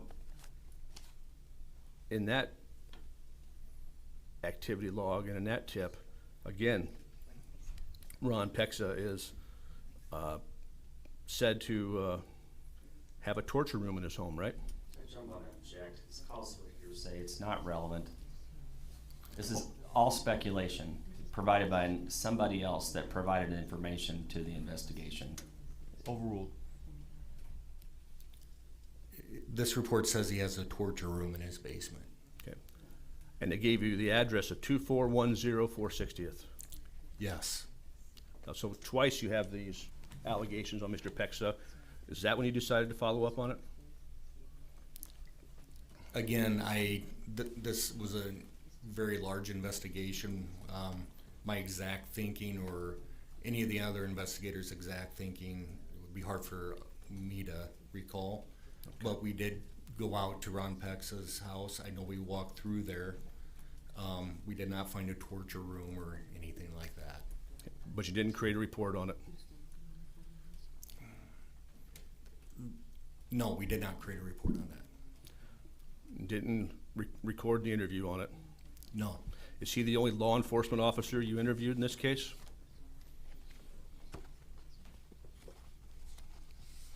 Maybe. I'm not sure. Possibly. Yes. You mean there could be other ones you're forgetting? We interviewed hundreds of people. If someone was a reserve or something like that, that's possible, yes. Are there other people you interviewed you didn't create a report on? No. Just Ron Pexa? Yeah, we didn't necessarily do the full interview. We just walked through his house. It was almost like a canvas, yes. Okay. Did you tell Ron Pexa you had these allegations against him? If my memory serves right, I think he almost guessed as to why we were there.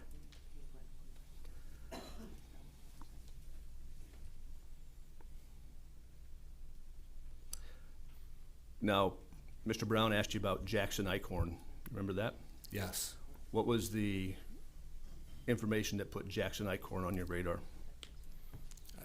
I'm not sure how it happened. I think it was through like a Google fence warrant that maybe put his phone in that area. But Google, I think that's how we got him. I'm sorry, I didn't mean to interrupt. Okay. Google did a thing called a geofence, right? Right.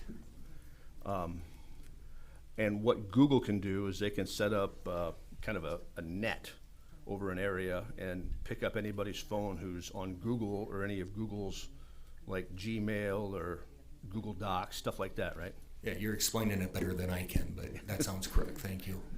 I had to do research. Okay. So anybody who's using Google on their phone under this dome or under this net that they set up, they can pinpoint that person, right? Yeah, it's like a cell phone ping or something. Yeah, but again, you seem to be explaining it better than I can. So. And Jackson Eichhorn's phone was determined to be in the cemetery near 385th Street around the time Mollie Tibbetts would have been jogging. That's correct, yes. Okay. So that made him of interest, right? Yes. Did Jackson Eichhorn have any connection to Dalton Jack? We always kind of assumed that the younger people would all know each other. I can't remember if they were actually friends or even knew of each other, but and I also seem to think there were a lot of Eichhorns in the area, but I can't remember exactly if they were friends or not. So. He was interviewed, right? Yes, he was. And you reviewed the reports of that interview? Yes. And I'm trying to recall. Do you recall who did that interview? I probably would guess Matt George did that. Okay. He seemed to be doing most of the people of interest interviews. Okay. Now, Jackson Eichhorn was about 17 at the time, I think. Yes, he was. And when he was interviewed, he agreed that he was in the cemetery. Do you recall that? Yes. And he gave some excuse or explanation, I should say, that he was there helping a friend mow the cemetery for a bit. Right, yes. Okay. Yes. He identified that friend. Do you recall the friend's name? No, I know exactly what you're talking. I think he said he was there helping someone mow the cemetery, but I don't remember the friend's name. I think the friend might be Darian Davis. Yes, that sounds right. Yeah. But then when he cut off the interview, he stopped the interview, right? Right.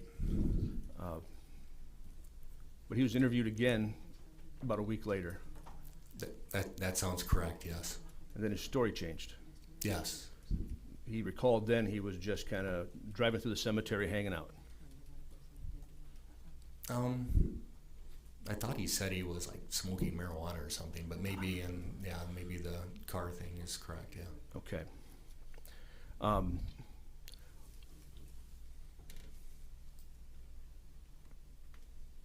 When the canvases were being done down on 460th, who were the agents that were doing the canvases, do you recall? Okay, so our canvas teams were different daily. It always depended on who we had, or we always played to our strengths. So we didn't want to send our people that understood phones out on canvas. So it was always, it'd be really hard for me to guess who that would have been. It would have been who we had and who didn't have anything to do that day. Okay. So. Did you review the records of the canvas on 460th? Someone in the investigative team did. I can't say that I reviewed all the canvas sheets. There was a cemetery on 460th, probably still is actually. There's a cemetery on 460th? I seem to remember something like that, yes. Okay. Who is Curtis Laver? Curtis Laver. Curtis Laver, we looked at briefly. I think he met Mollie, like he had friends that had a pool party, and he was there and maybe met Mollie at that pool party, something like that. Okay. How about Timothy, is it Tomatich? Tomatich? Tomatich, yes. What's the story with him? You looked into him. Yeah, he, Judge, I'm going to object if he's going to repeat what Mr. Tomatich would have said as hearsay. I think the question's a bit vague. Well, I would say we're not there yet, so to the extent the witness can, he can answer this question at this point. Tomatich just had done some unusual things around the time of Mollie's disappearance that we needed to follow up on. And then came a lead to a guy named Michael Scott. You recall that? Yes, I do. He was the guy who was passing through town whose car broke down, right? His car broke down in Brooklyn, yes. Yes, that's correct. And you received some tips that this car may have been suspicious, right? I don't know if it was a tip or one of our agents developed that somehow, but I remember the agent coming to me talking about that car, yes. And they found a brown hair in that car. Yes, they did, yes. And the circumstances were he came to Brooklyn, his car broke down, left his car there and bought a new one and kept on traveling, right? Yes, he did, yes. Which seemed kind of bizarre. Oh, it was very unusual, yeah. And then the DCI went out and got a GPS warrant to put a GPS on Mr. Scott's car. Right, yes. And is that how you excluded him? No. How'd you exclude Mr. Scott? He actually made it out to, I think, Omaha, if we're talking about the same person. There's a different way. I guess you're asking how we excluded people. There was really only a couple that we actually excluded. We revisited a lot of these people several times. Just not Dalton Jack. We did revisit Dalton Jack. How about the idea that Poweshiek County has a number of sex offenders residing in it? Yes, they do. And you run all those people down? Yes. Everyone? The ones that we knew of, yes. So on the sex offender registry in Poweshiek County, you ran everyone down? I think so, yes. There was a gentleman named Brandon Roller that piqued your interest, right? Yes. What piqued your interest about Brandon Roller? I don't know specifically. I remember, though, the name vividly. When you said earlier the FBI had unlimited resources, basically, you were using whatever resources you could get your hands on to find Mollie Tibbetts, right? Yes, we were. And Nick Potretz was kind of in control of that? Yeah, he would be the best resource for what the FBI did, yes. Was he a part of the behavioral analyst unit? No. Was the behavioral analyst unit consulted during this? Yes. And that was primarily a woman named Mollie Amon. Okay, so Mollie Amon used to be in that unit. She was no longer at that time. She was Okay. a supervisor out of Des Moines. But the behavioral analyst unit was consulted? Yes. Did you yourself consult with them? I talked to them. Again, we played to our strengths. So Mollie Amon used to be in that unit. So I think she had most of the contact because she would know what they're capable of or what questions to ask them, that sort of thing. Tell the jury what the behavioral analyst unit is. Wow. Okay, so it's like Actually, I'm gonna object to this. This agent's not part of that unit. Whatever he's gonna tell us would be speculation. I think we're just getting far afield here with, he's gonna be speculating with regard to what she does or what she did do with the behavioral science unit. On both speculation and relevance, I will sustain the objection. The meetings with this unit, these are the profilers, right? My only contact with them is usually to ask them how to ask questions on certain people.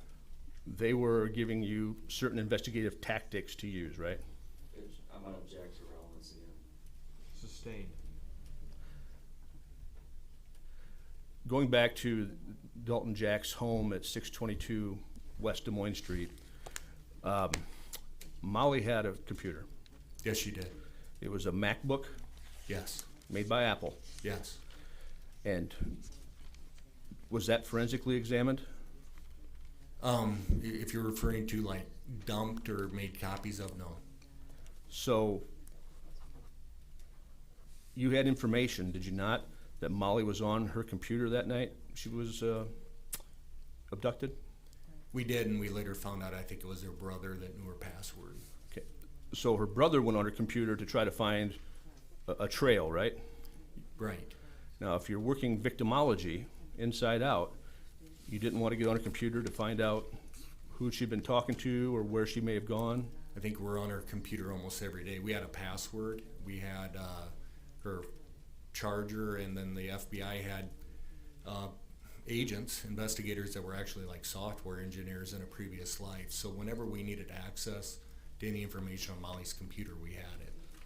So, but you didn't have it forensically looked at for deleted files or file carving, nothing like that? I don't know what file carving is, but the FBI software guys were constantly on that analyzing stuff. So that wasn't necessary? Again, I don't know what file carving is or if it would be necessary or not. Did the FBI software engineers or whoever have it indicate that Mollie had a pen pal? Yes, she did. Did you figure out who the pen pal was? I think so. I don't remember the name, but I think at some point we figured it out, but I'm not sure. Did you interview the pen pal? I don't think so, no. Wasn't there some concern that Mollie was sharing personal information with this pen pal, but the pen pal was unknown? Object, calls for speculations, irrelevant. Overruled, the witness may answer if he knows. I can't remember exactly. I think the pen pal was a younger like a younger kid or something, but I could very well be wrong on that. That's something you'd want to know, wouldn't you?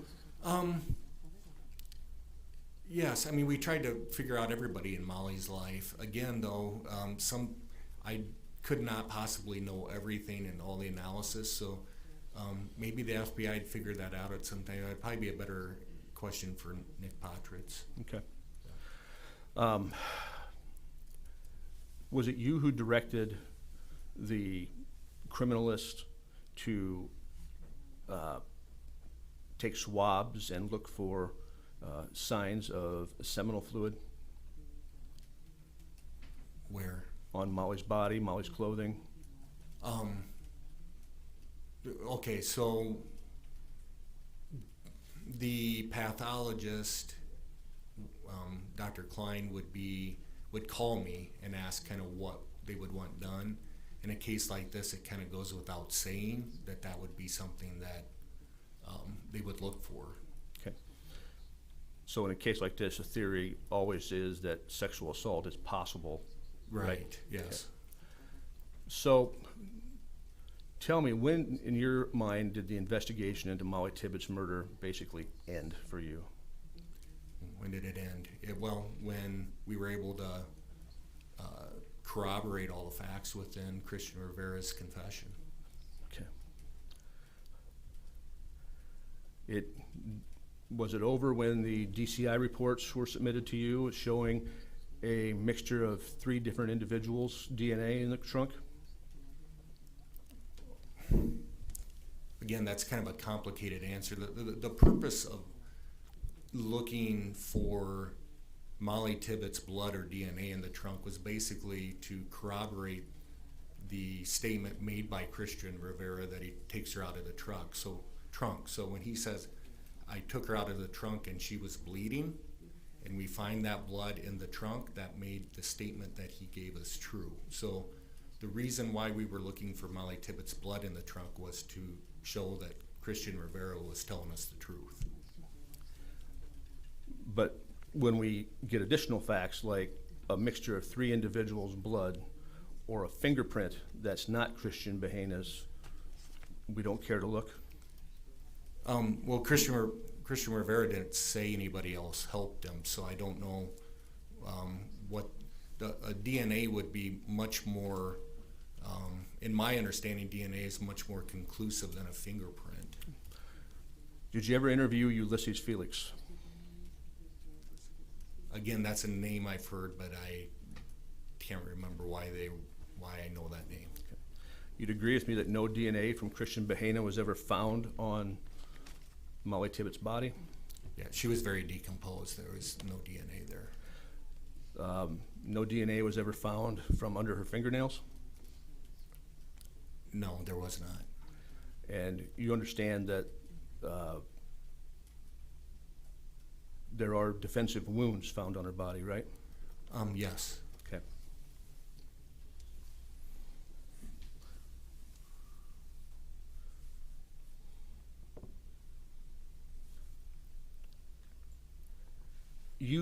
When you went to Yereby Farms, you ordered to have buccal swabs taken from all the employees, right? Yes. Why? I think I kind of explained in my direct. I mean, there was talk, political talk of deporting millions of good, hardworking people just because of their immigration status, and we had this huge fear that if we had contact with an immigrant community, that they wouldn't trust us or that they would be afraid of us. Probably rightly so. I wanted to blame them, I guess, but they're a transit community. They're able to move from town to town and use false paperwork, that sort of thing. It was purely, getting the buccal swabs was purely for identification purposes, and that was, we took very, very careful steps to make sure they knew it wasn't about immigration. So your theory was you wanted to take DNA from these folks in an attempt to make them trust you? No, that's not what I said. I said in case they were to leave the area and we needed to talk to them at some other point, probably our only real way of knowing who they were would be through DNA. There were several people there that, for instance, asked us, do you want my real name or the name I'm working under? I think Cristhian Rivera had a false paperwork that he used to work there. So it was merely a form of feeling comfortable that we knew who we were talking to. These people you interviewed, no individual gave you a indication that Cristhian Rivera was violent, right? You're talking about Jackson proper character evidence. Sustained.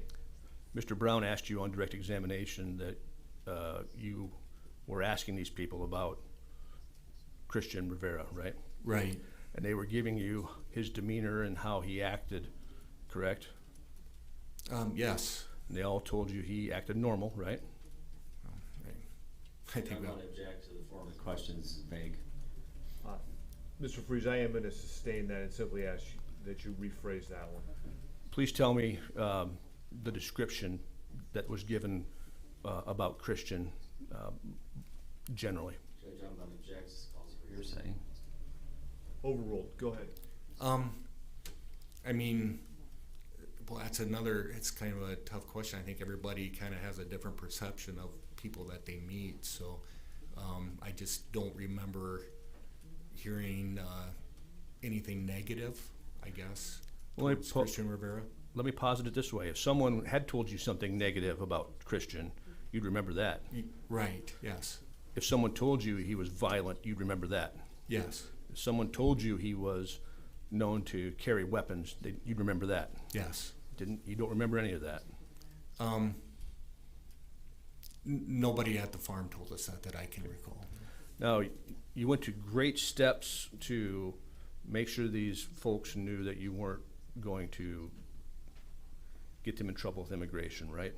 Yes. And that's because these folks take great steps to not be detected, right? Yeah, I mean, our immigration system makes it hard for them to yeah, I would agree with that, yes. Would you agree with me, these folks come here and work, and they perhaps work under fake names and stuff, and the whole purpose is to not be detected? Judge, I'm going to object. Calls for speculation. It's not relevant. Sustained. Were you able to look at work records for Cristhian Bahena? Yes, And those work records showed you he was working 12 out of every 14 days, right? that seems right, yes, And he was working about 12 hours a day, right? yes, And he was working under a false name. correct, yes, And it wasn't like he was working under a Hispanic name, he was working under an Anglo name, right? yes, I think it was John Budd, is Okay. that he was working under? Now I want to go to the interview. You made the decision to use Pamela Romero, right? Right, Now, were you aware she was an officer for 2.5 years? yes, I was. Were you aware she had 16 hours of interrogation training?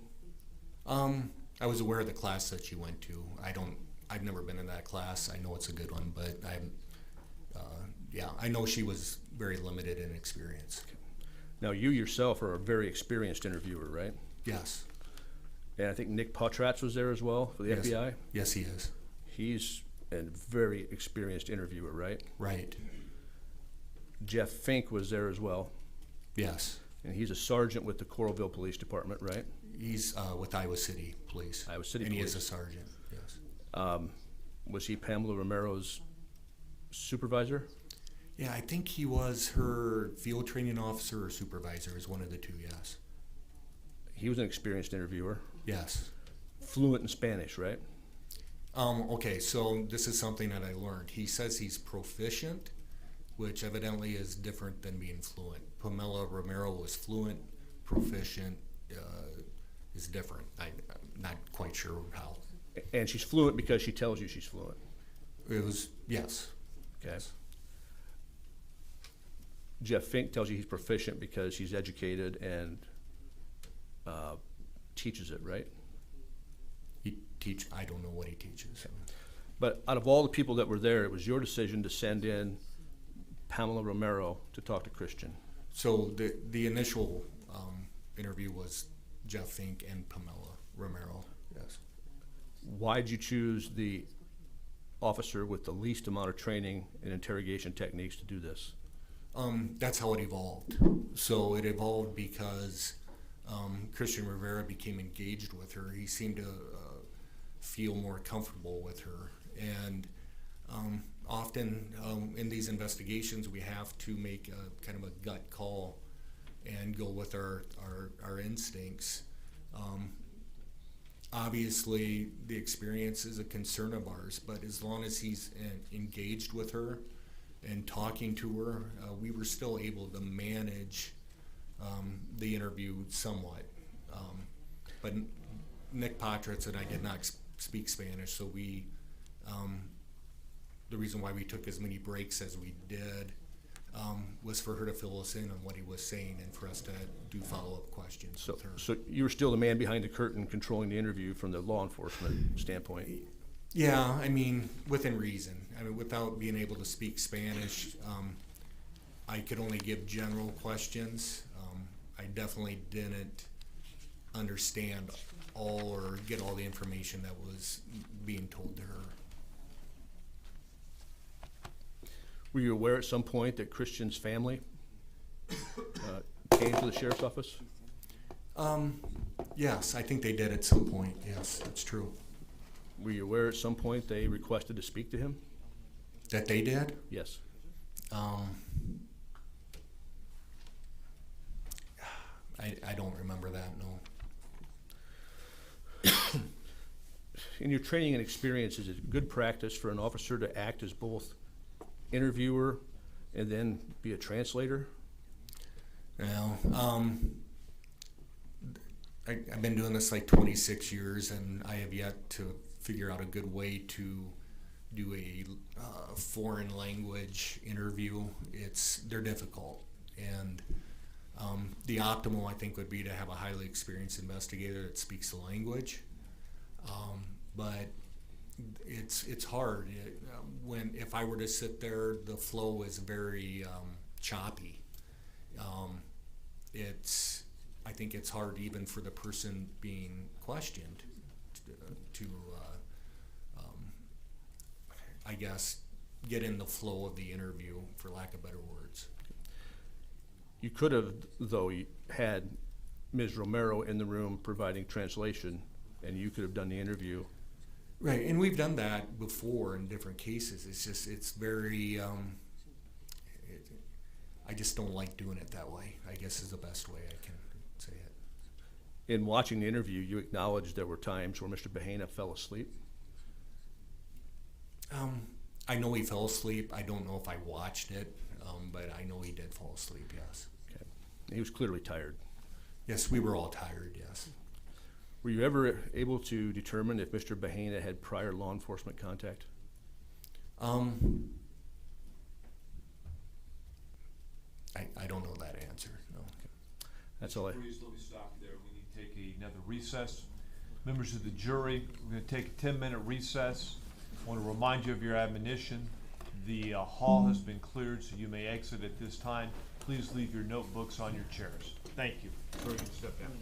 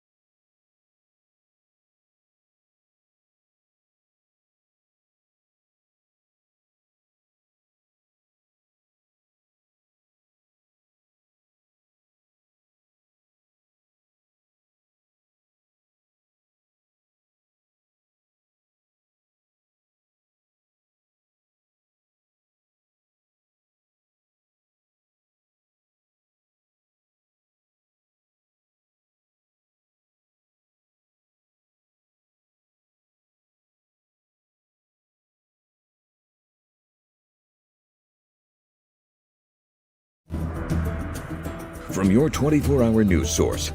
This is live coverage of the Cristhian Bahena Rivera murder trial. Some viewers may find this content disturbing. Viewer discretion is advised.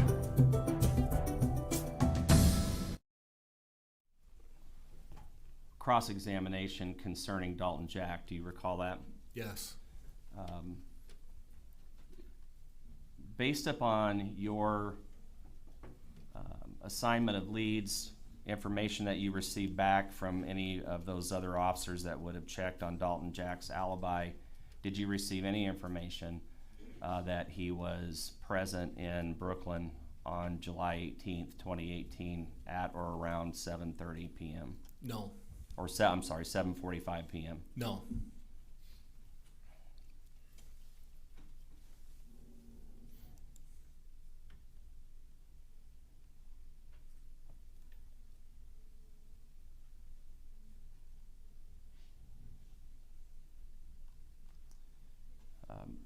Other than Dalton Jack, you were asked a number of questions concerning other men that you would have interviewed, or you would have had other law enforcement agents interview to see if they had any connection to Mollie Tibbetts. Is that true? That's true, yes. Some of those men would have been Wayne Cheney, Ron Pexa, Jackson Eichhorn, and others that have been raised here by Mr. Freeze. Would that be true? That's true. All right.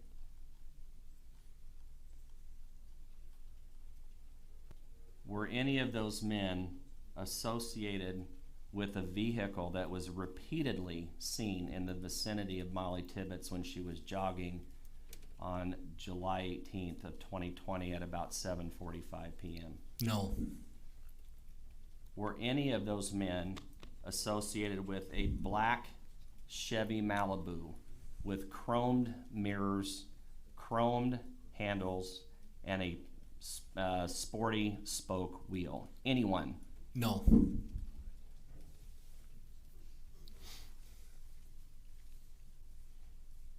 Whenever you spoke to any of those men or had other agents speak to them, did any of them tell you that they encountered Mollie Tibbetts on 385th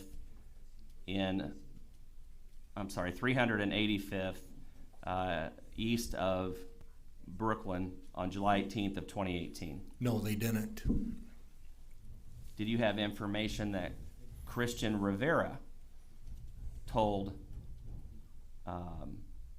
Pamela Romero that he had done that? Yes, Cristhian Rivera said he saw her, followed her out on the 385th. Did any of the men that you talked to or had other agents talk to indicate that they were angry with Mollie Tibbetts on July 18th of 2018? No.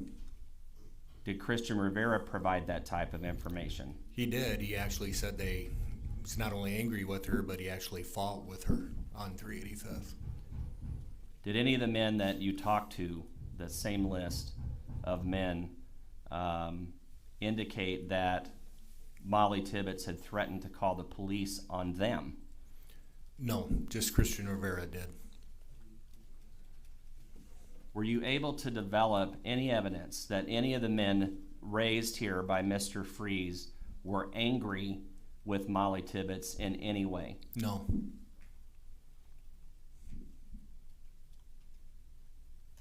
Were you able to develop any information from any of the men, including Dalton Jack,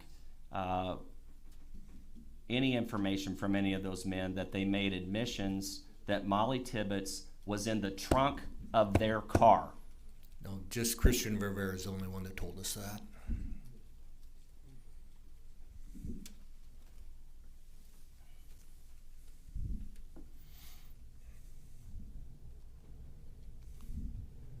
And Agent Valletta, prior to August 21st of 2018 in the early morning hours, did you or anyone else in law enforcement know the whereabouts of Mollie Tibbetts? No, we did not.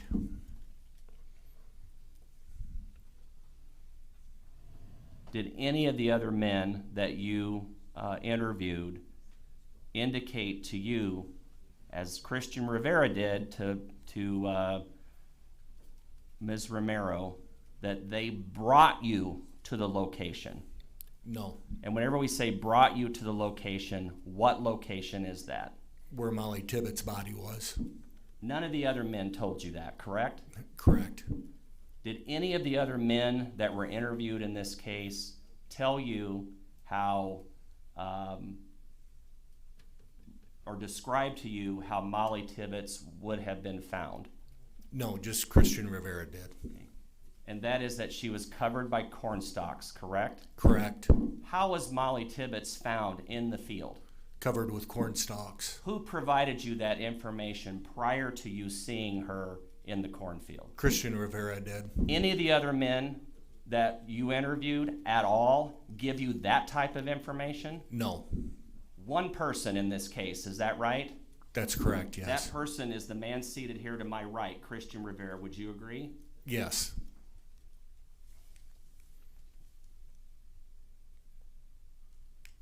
Did you develop any other lead or find any other reason that Mollie Tibbetts' blood would have been connected to the vehicle exclusively driven by the defendant? No. Only the defendant, correct? Correct. He told us that she would be in the trunk. One person. Right. That's all. Thank you. Mr. Freeze, any recross? Yes, I'll try to calm things down here a little bit. Okay? Okay. I won't yell at you, I promise. Okay. So we have this interrogation of Cristhian Bahena that was 11 hours long, right? Yes. That was recorded, right? Yes. And then we have this, well, at the scene where I think Mr. Brown just characterized it, that Cristhian Bahena said, I brought you here, right? That was recorded on an in-car camera, right? Yes. What I find interesting, and please explain it to me, but we have no recording of from the sheriff's office to the scene, do we? Judge, I'm going to object. Can we approach, please? Yes.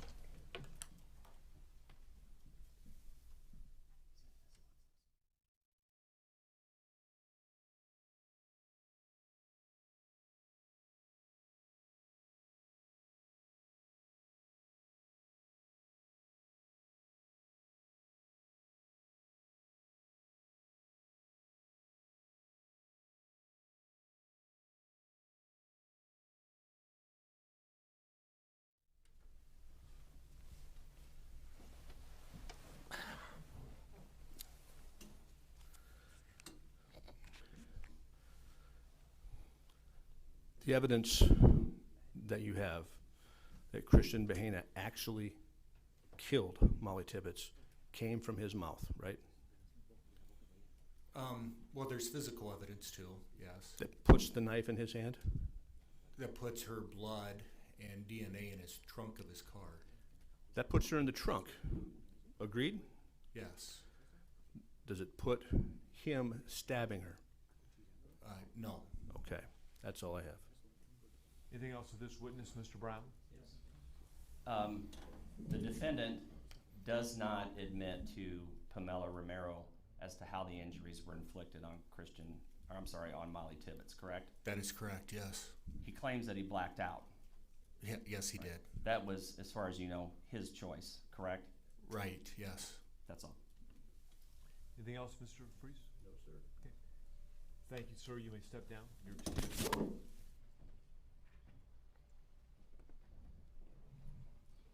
State may call its next witness. We're going to call Kevin Horan.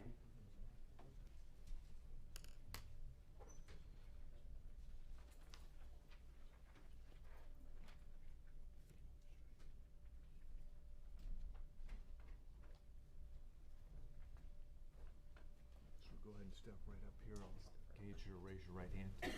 Do you swear or affirm the testimony about to give will be the truth, the whole truth, and nothing but the truth, so help you God? I do. Okay. Would you make your way over there if you would, sir, and be seated?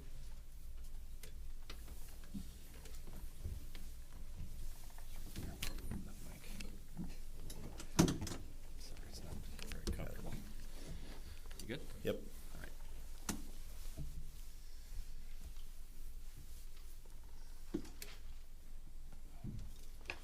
Proceed, Mr. Brown. Thank you, Judge. Can you please state your name for the record? It's Kevin Horan, Horan. And how are you employed? I'm a supervisory special agent with the FBI, And how long have you been a supervisory agent with the FBI? 25 years. And what particular unit or division of the FBI do you supervise? I'm assigned to the CAST team, which is the Cellular Analysis Survey team. We're a group of agents and task force officers that are scattered throughout the United States.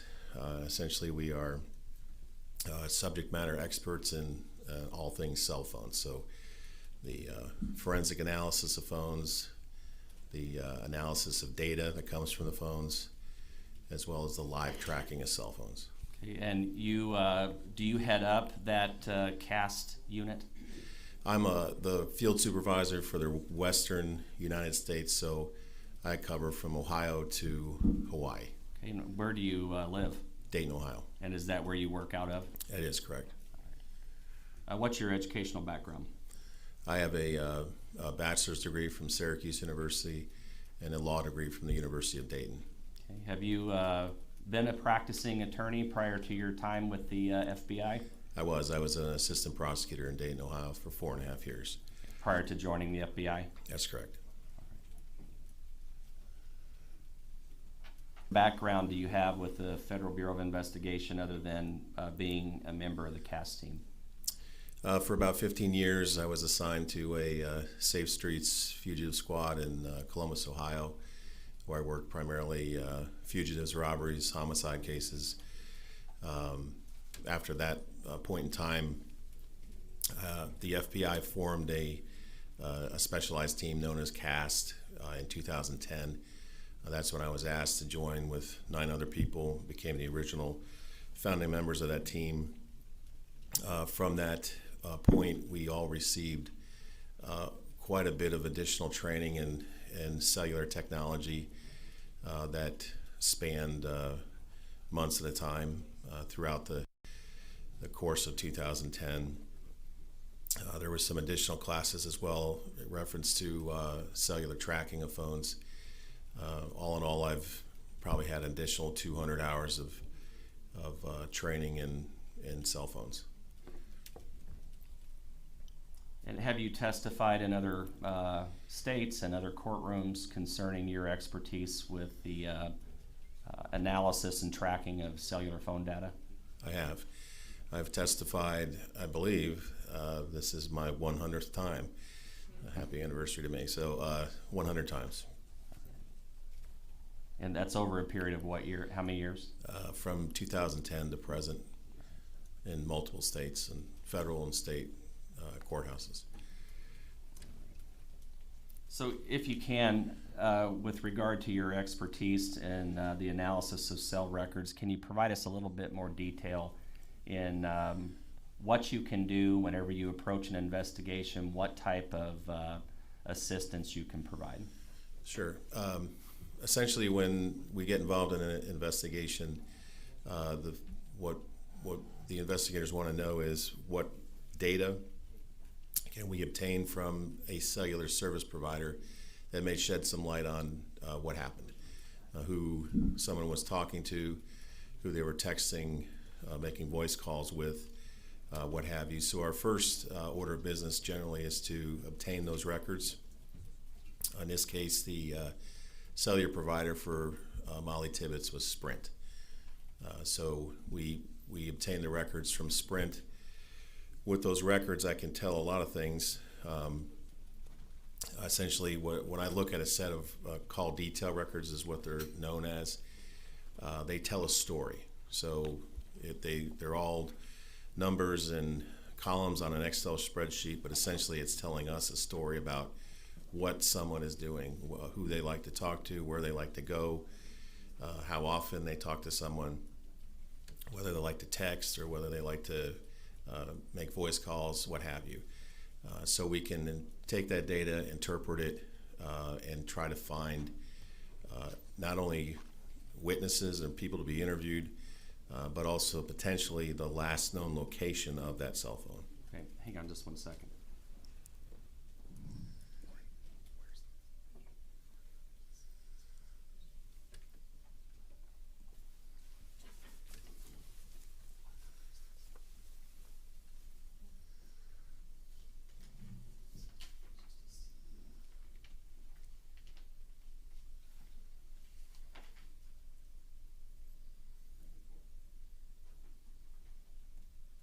Before we move on, I'd like to approach the witness, please. You may. I'm going to show you what's been previously marked as State's Exhibit 94, and this is just for identification purposes. We have the exhibit uploaded. But what is this that I'm handing you as Exhibit 94? This is my CV, which has all my experience, education, and whatnot. Okay, some of that we've already summarized. Correct, yep. And is this an updated CV? It is. All right, and it accurately represents what your training and experience and education is as it relates to your job? Yes. We'd move 94 into evidence.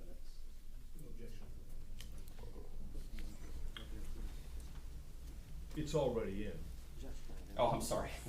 so, I just want to make sure we were identifying it correctly for the record, though. okay. Yep. All right, thank you.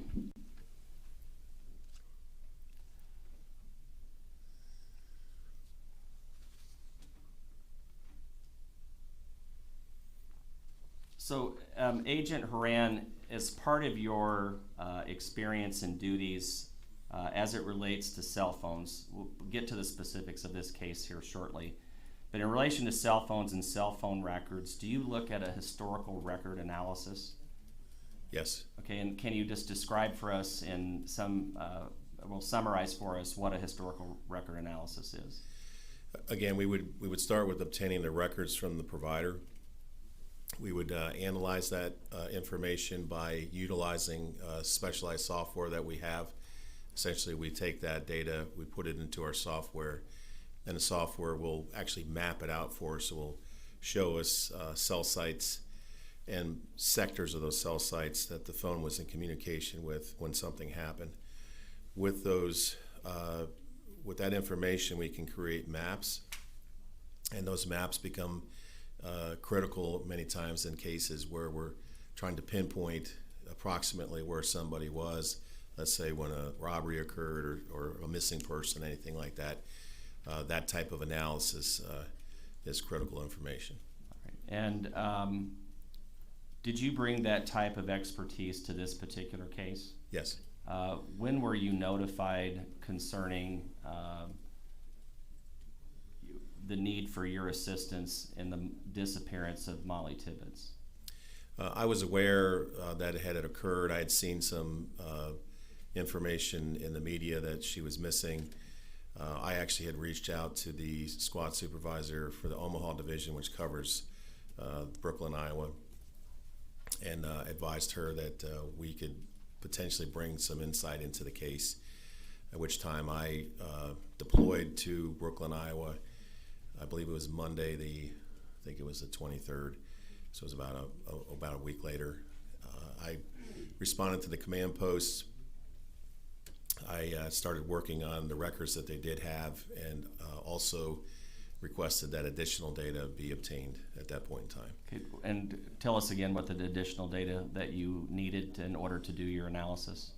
So the initial set of records that were provided to me were the actual call detail records from Sprint. So that would have been all of Mollie's voice calls, text messages. There is an additional data set which had not been obtained at that time. It's known as per call measurement data, or PCMD. What that data is, it's an additional set of measurements that the network takes whenever something occurs that can tell us approximately how far away a cell phone is from a cell tower when those events are taking place.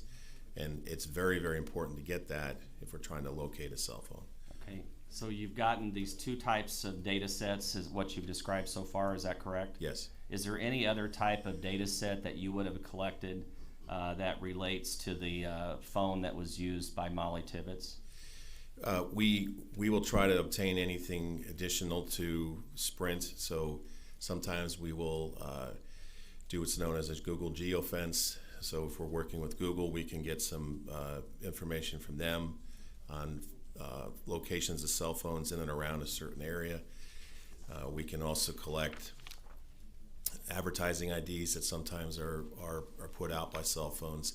There's a number of different data sets that we can obtain in addition to those that were provided by Sprint. But in this case, because I was focusing on Ms. Tibbetts' phone, I only needed what I could get from Sprint, because all of that other data probably wouldn't be relevant to her phone. Okay.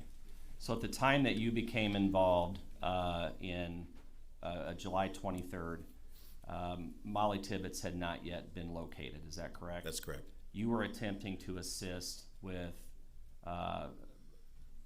to provide search areas where law enforcement could potentially search for her. Would that be true? That's correct. Do you remember the number associated with Mollie Tibbetts' account?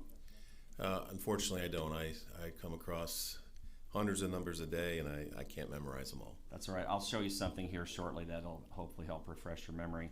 But it was, just to move on, it was your understanding that you were analyzing and looking at a phone number that was associated with Mollie Tibbetts. Yes. Okay.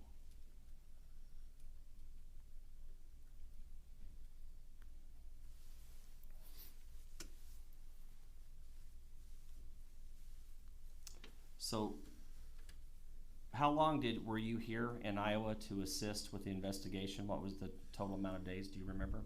I spent just about 7 days here, and after I left, we had another FBI agent followed my stay here for another week, and then we also had several agents assisting remotely.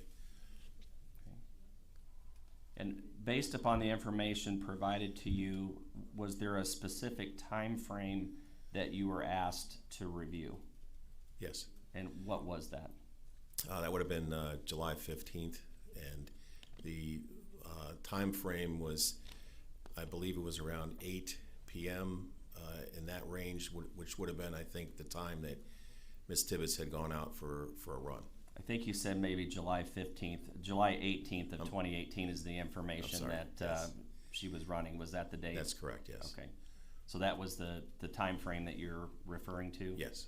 And tell us the times again that you were looking at. I believe, well, essentially what I do is I take her records, and when I put it into the software, I just run it out to the very end. So, and then I start working backwards. So I was focusing on the time, the reference time I was given was when she actually was last seen, and that was on an actual run. My recollection was around 8 p.m. Okay. Are you referring to the information provided by Christina Stewart, who actually saw Mollie Tibbetts running at a certain location? That's correct. And would that have associated Mollie Tibbetts with 385th in Poweshiek County? That's correct, yes. And directionally, that would have been just east of Brooklyn, Iowa, correct? Yes. All right. So that's the area you were focusing on? Yes. All right. Were you able to locate a cell phone tower in the area that the phone of Mollie Tibbetts would have communicated with? Yes. All right, and exactly where was that? Did you create a visual to show others where that tower was located? Yes. All right. I'll show you on the screen here. It's already admitted.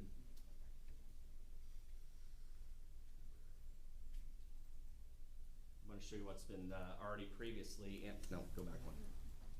Previously introduced as Exhibit 88. You have that on the screen.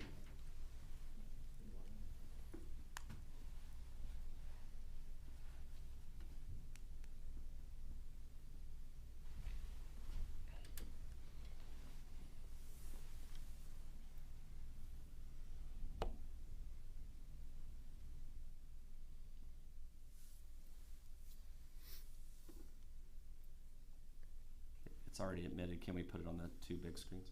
Not on here yet, it's blank.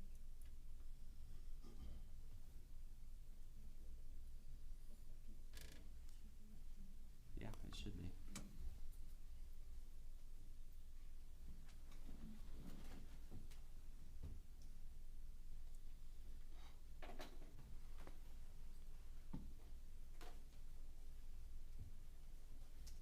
the exhibit is on our screen. I'm not sure why it's not. Is it on yours? No. It's all connected like it has been before. I'm not sure what the problem is.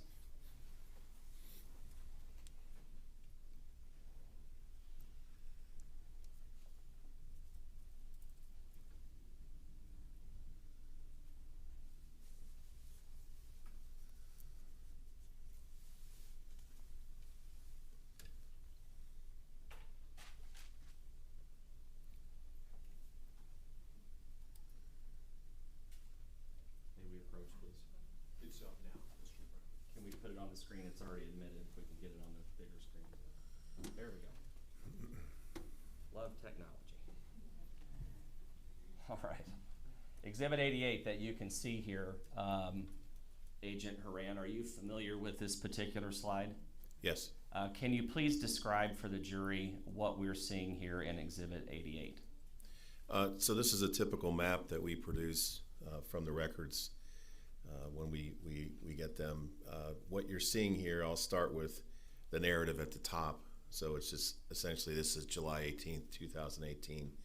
Between 8:15 and 8:28 p.m.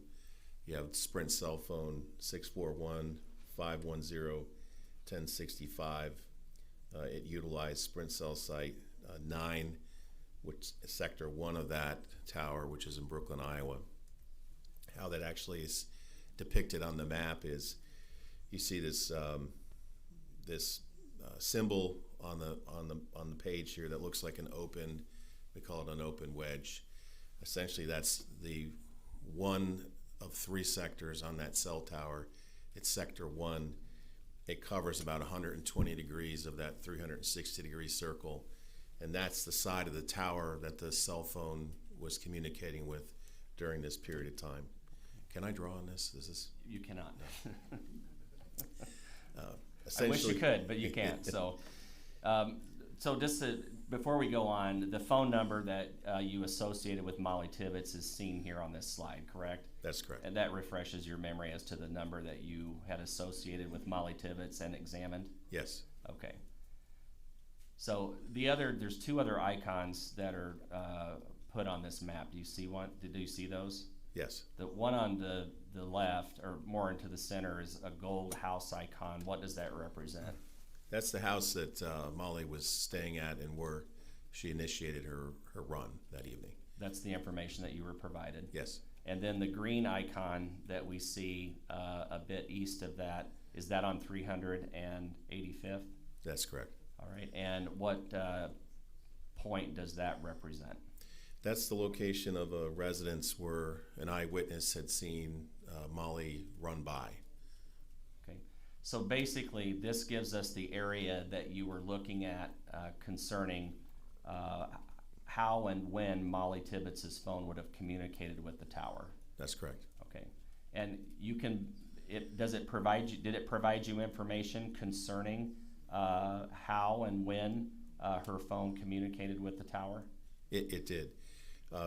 What it's telling me is that, at least in reference to this tower in this sector, that the phone is somewhere, anywhere really in Brooklyn, heading to the east, because it's communicating with that, like the northeast side of that tower.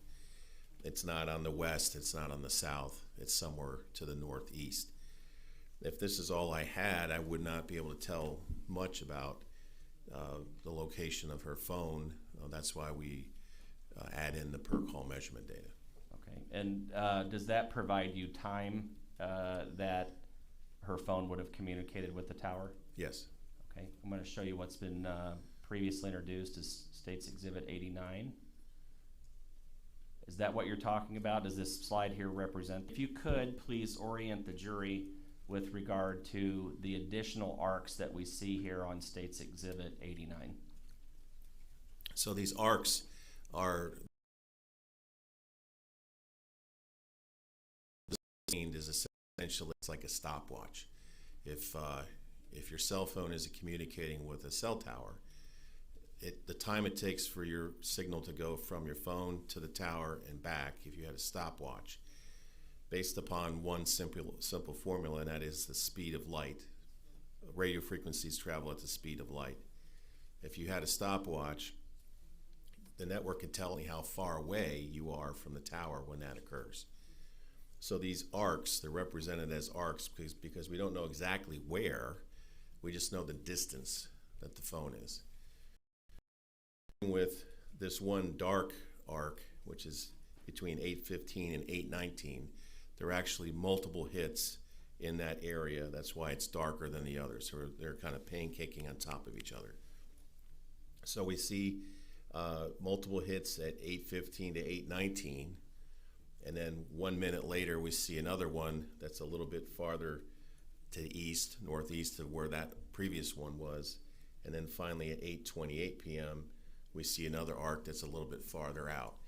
So that's telling me a lot by looking at that as far as how the phone is moving, whether it's in motion or whether it's stationary or whatever might be happening with the phone. I can learn a lot from this information. Okay, and with regard to whether or not the phone was moving or stationary, what does this particular information that we see that's represented on Exhibit 89 tell you with regard to the phone that is associated with Mollie Tibbetts?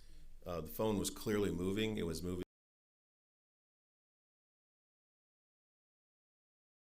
Let's move to, well, before we move to the next one, were you also provided information historically from the Fitbit records associated with Mollie Tibbetts? Yes. And what was of interest to you with regard to those Fitbit records concerning the directionality of Mollie Tibbetts' runs?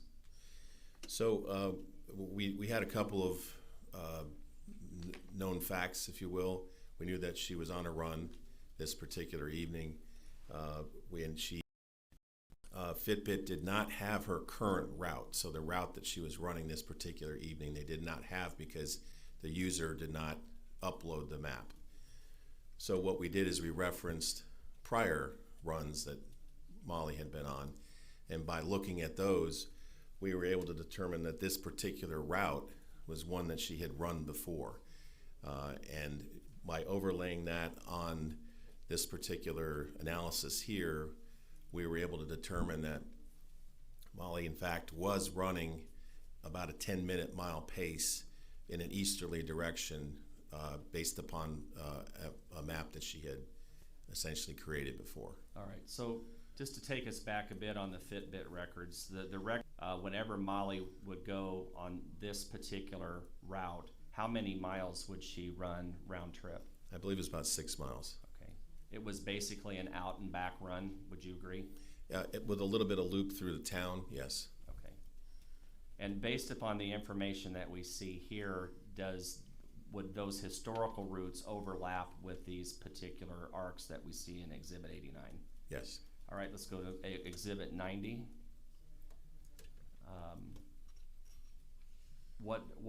Can you please describe State's Exhibit 90? So this is just taking the red arrow indicates a previous run that Mollie had been on, and if we followed that particular route, essentially with the timing advance that we see here, the per call measurement data, we were able to determine that she was probably running about a 10-minute mile. In fact, was running perhaps the same exact route that she had run before. All right, and just to make sure we understand that, whenever somebody is using their cell phone, the cell phone is on, does it constantly communicate with the nearest tower? What was happening here is that Mollie, because she was running the Fitbit, the Fitbit was actually receiving some information from this particular run, but not enough data to tell us really anything that had been going on. So that occurs through what's known as a data session. So a data session, all we can tell is that the phone is communicating with the network, which is why we have these arcs. And we don't know the content, though, of what's happening. We don't know whom the phone is communicating with. We just know it's going over the data side of the network. So your phone is broken up really into 3 parts. You have voice calls, you have text messages, and then you have data sessions. The data sessions are essentially smart side of your cell phone, Google, Facebook, things like that. All right, and you indicated earlier that the route that we have here between 8:15 and 8:28 would be consistent with a 10-minute mile running pace. Is that correct? Yes, that's And correct. is that based upon the information that you received when the phone communicated with the tower? Yes, All right, and you have a calculation, I assume, that you used to arrive at that. Is that correct? yes, All right. Without getting into the details of what the calculation are, it comes to about a 10-minute mile running pace. that's correct. All right. And is that an estimate? It would be, yes. Okay. All right. At some point after what we see here on Exhibit 90 and 8:28 p.m., were you able to determine if Mollie Tibbetts' phone again communicated with the tower that we saw or any other tower in Poweshiek County? Yes, after 8:28 p.m., we see the cell phone depart essentially from this tower. It is now much farther south. I believe it's about 4, almost 5 miles away, and it is, the arcs are actually, they are coming from this tower, but on the southern side of the tower. So the sector 2 of that tower is measuring the phone traveling away from this scene. All right, and in analyzing that data, are you able to come up with any estimation as to speed of travel of the cell phone? Yes, And what was that? I believe there was varying rates of speeds. We had a number of hits that started at, I believe it was 8:35 all the way up to 8:53 p.m. As those arcs progressed, the speed, I believe, was around 60 miles an hour, and then at one point it slowed down, and when it slowed down, the arcs also slowed down. The arcs basically compressed into one area. They more or less banded in that one area up until 8:53, and then there was nothing else after that. So is it accurate to say that after 8:28 p.m., Mollie's phone was traveling at over 60 miles per hour, That's correct. headed in a southerly direction? That's correct. Are you able to pinpoint exactly where that phone would have been located when it was traveling at that speed and in that direction? Not exactly, but when the phone slowed down, there were measurements off of several towers, and what we obtain from those types of measurements when they're coming from two different locations is oftentimes these arcs will intersect. They form an actual X on the map, and we've been extremely lucky finding people, things, evidence, whatnot, whenever we have that, because it's usually a very good indicator of where the device is or where the person is. That particular area where those intersecting arcs became now our search area. Okay. And were you able to develop a visual for law enforcement that was working this case for the area where they should search based upon the cell information that you were provided? I did, yes. And were you also able to provide a visual for law enforcement concerning where or what area near Brooklyn that Mollie Tibbetts would have been abducted? I did, yes. All right, we're going to move to State's Exhibit 91. Mr. Brown, let me jump in here Sure. and indicate we need to break for lunch. Members of the jury, will be in recess till 1:15. Please leave your notebooks where they are. And I want to remind you on your admonition, please do not be discussing the case with anyone.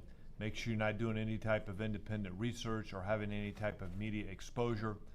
The hall has been cleared and you're free to go. And sir, you may step down.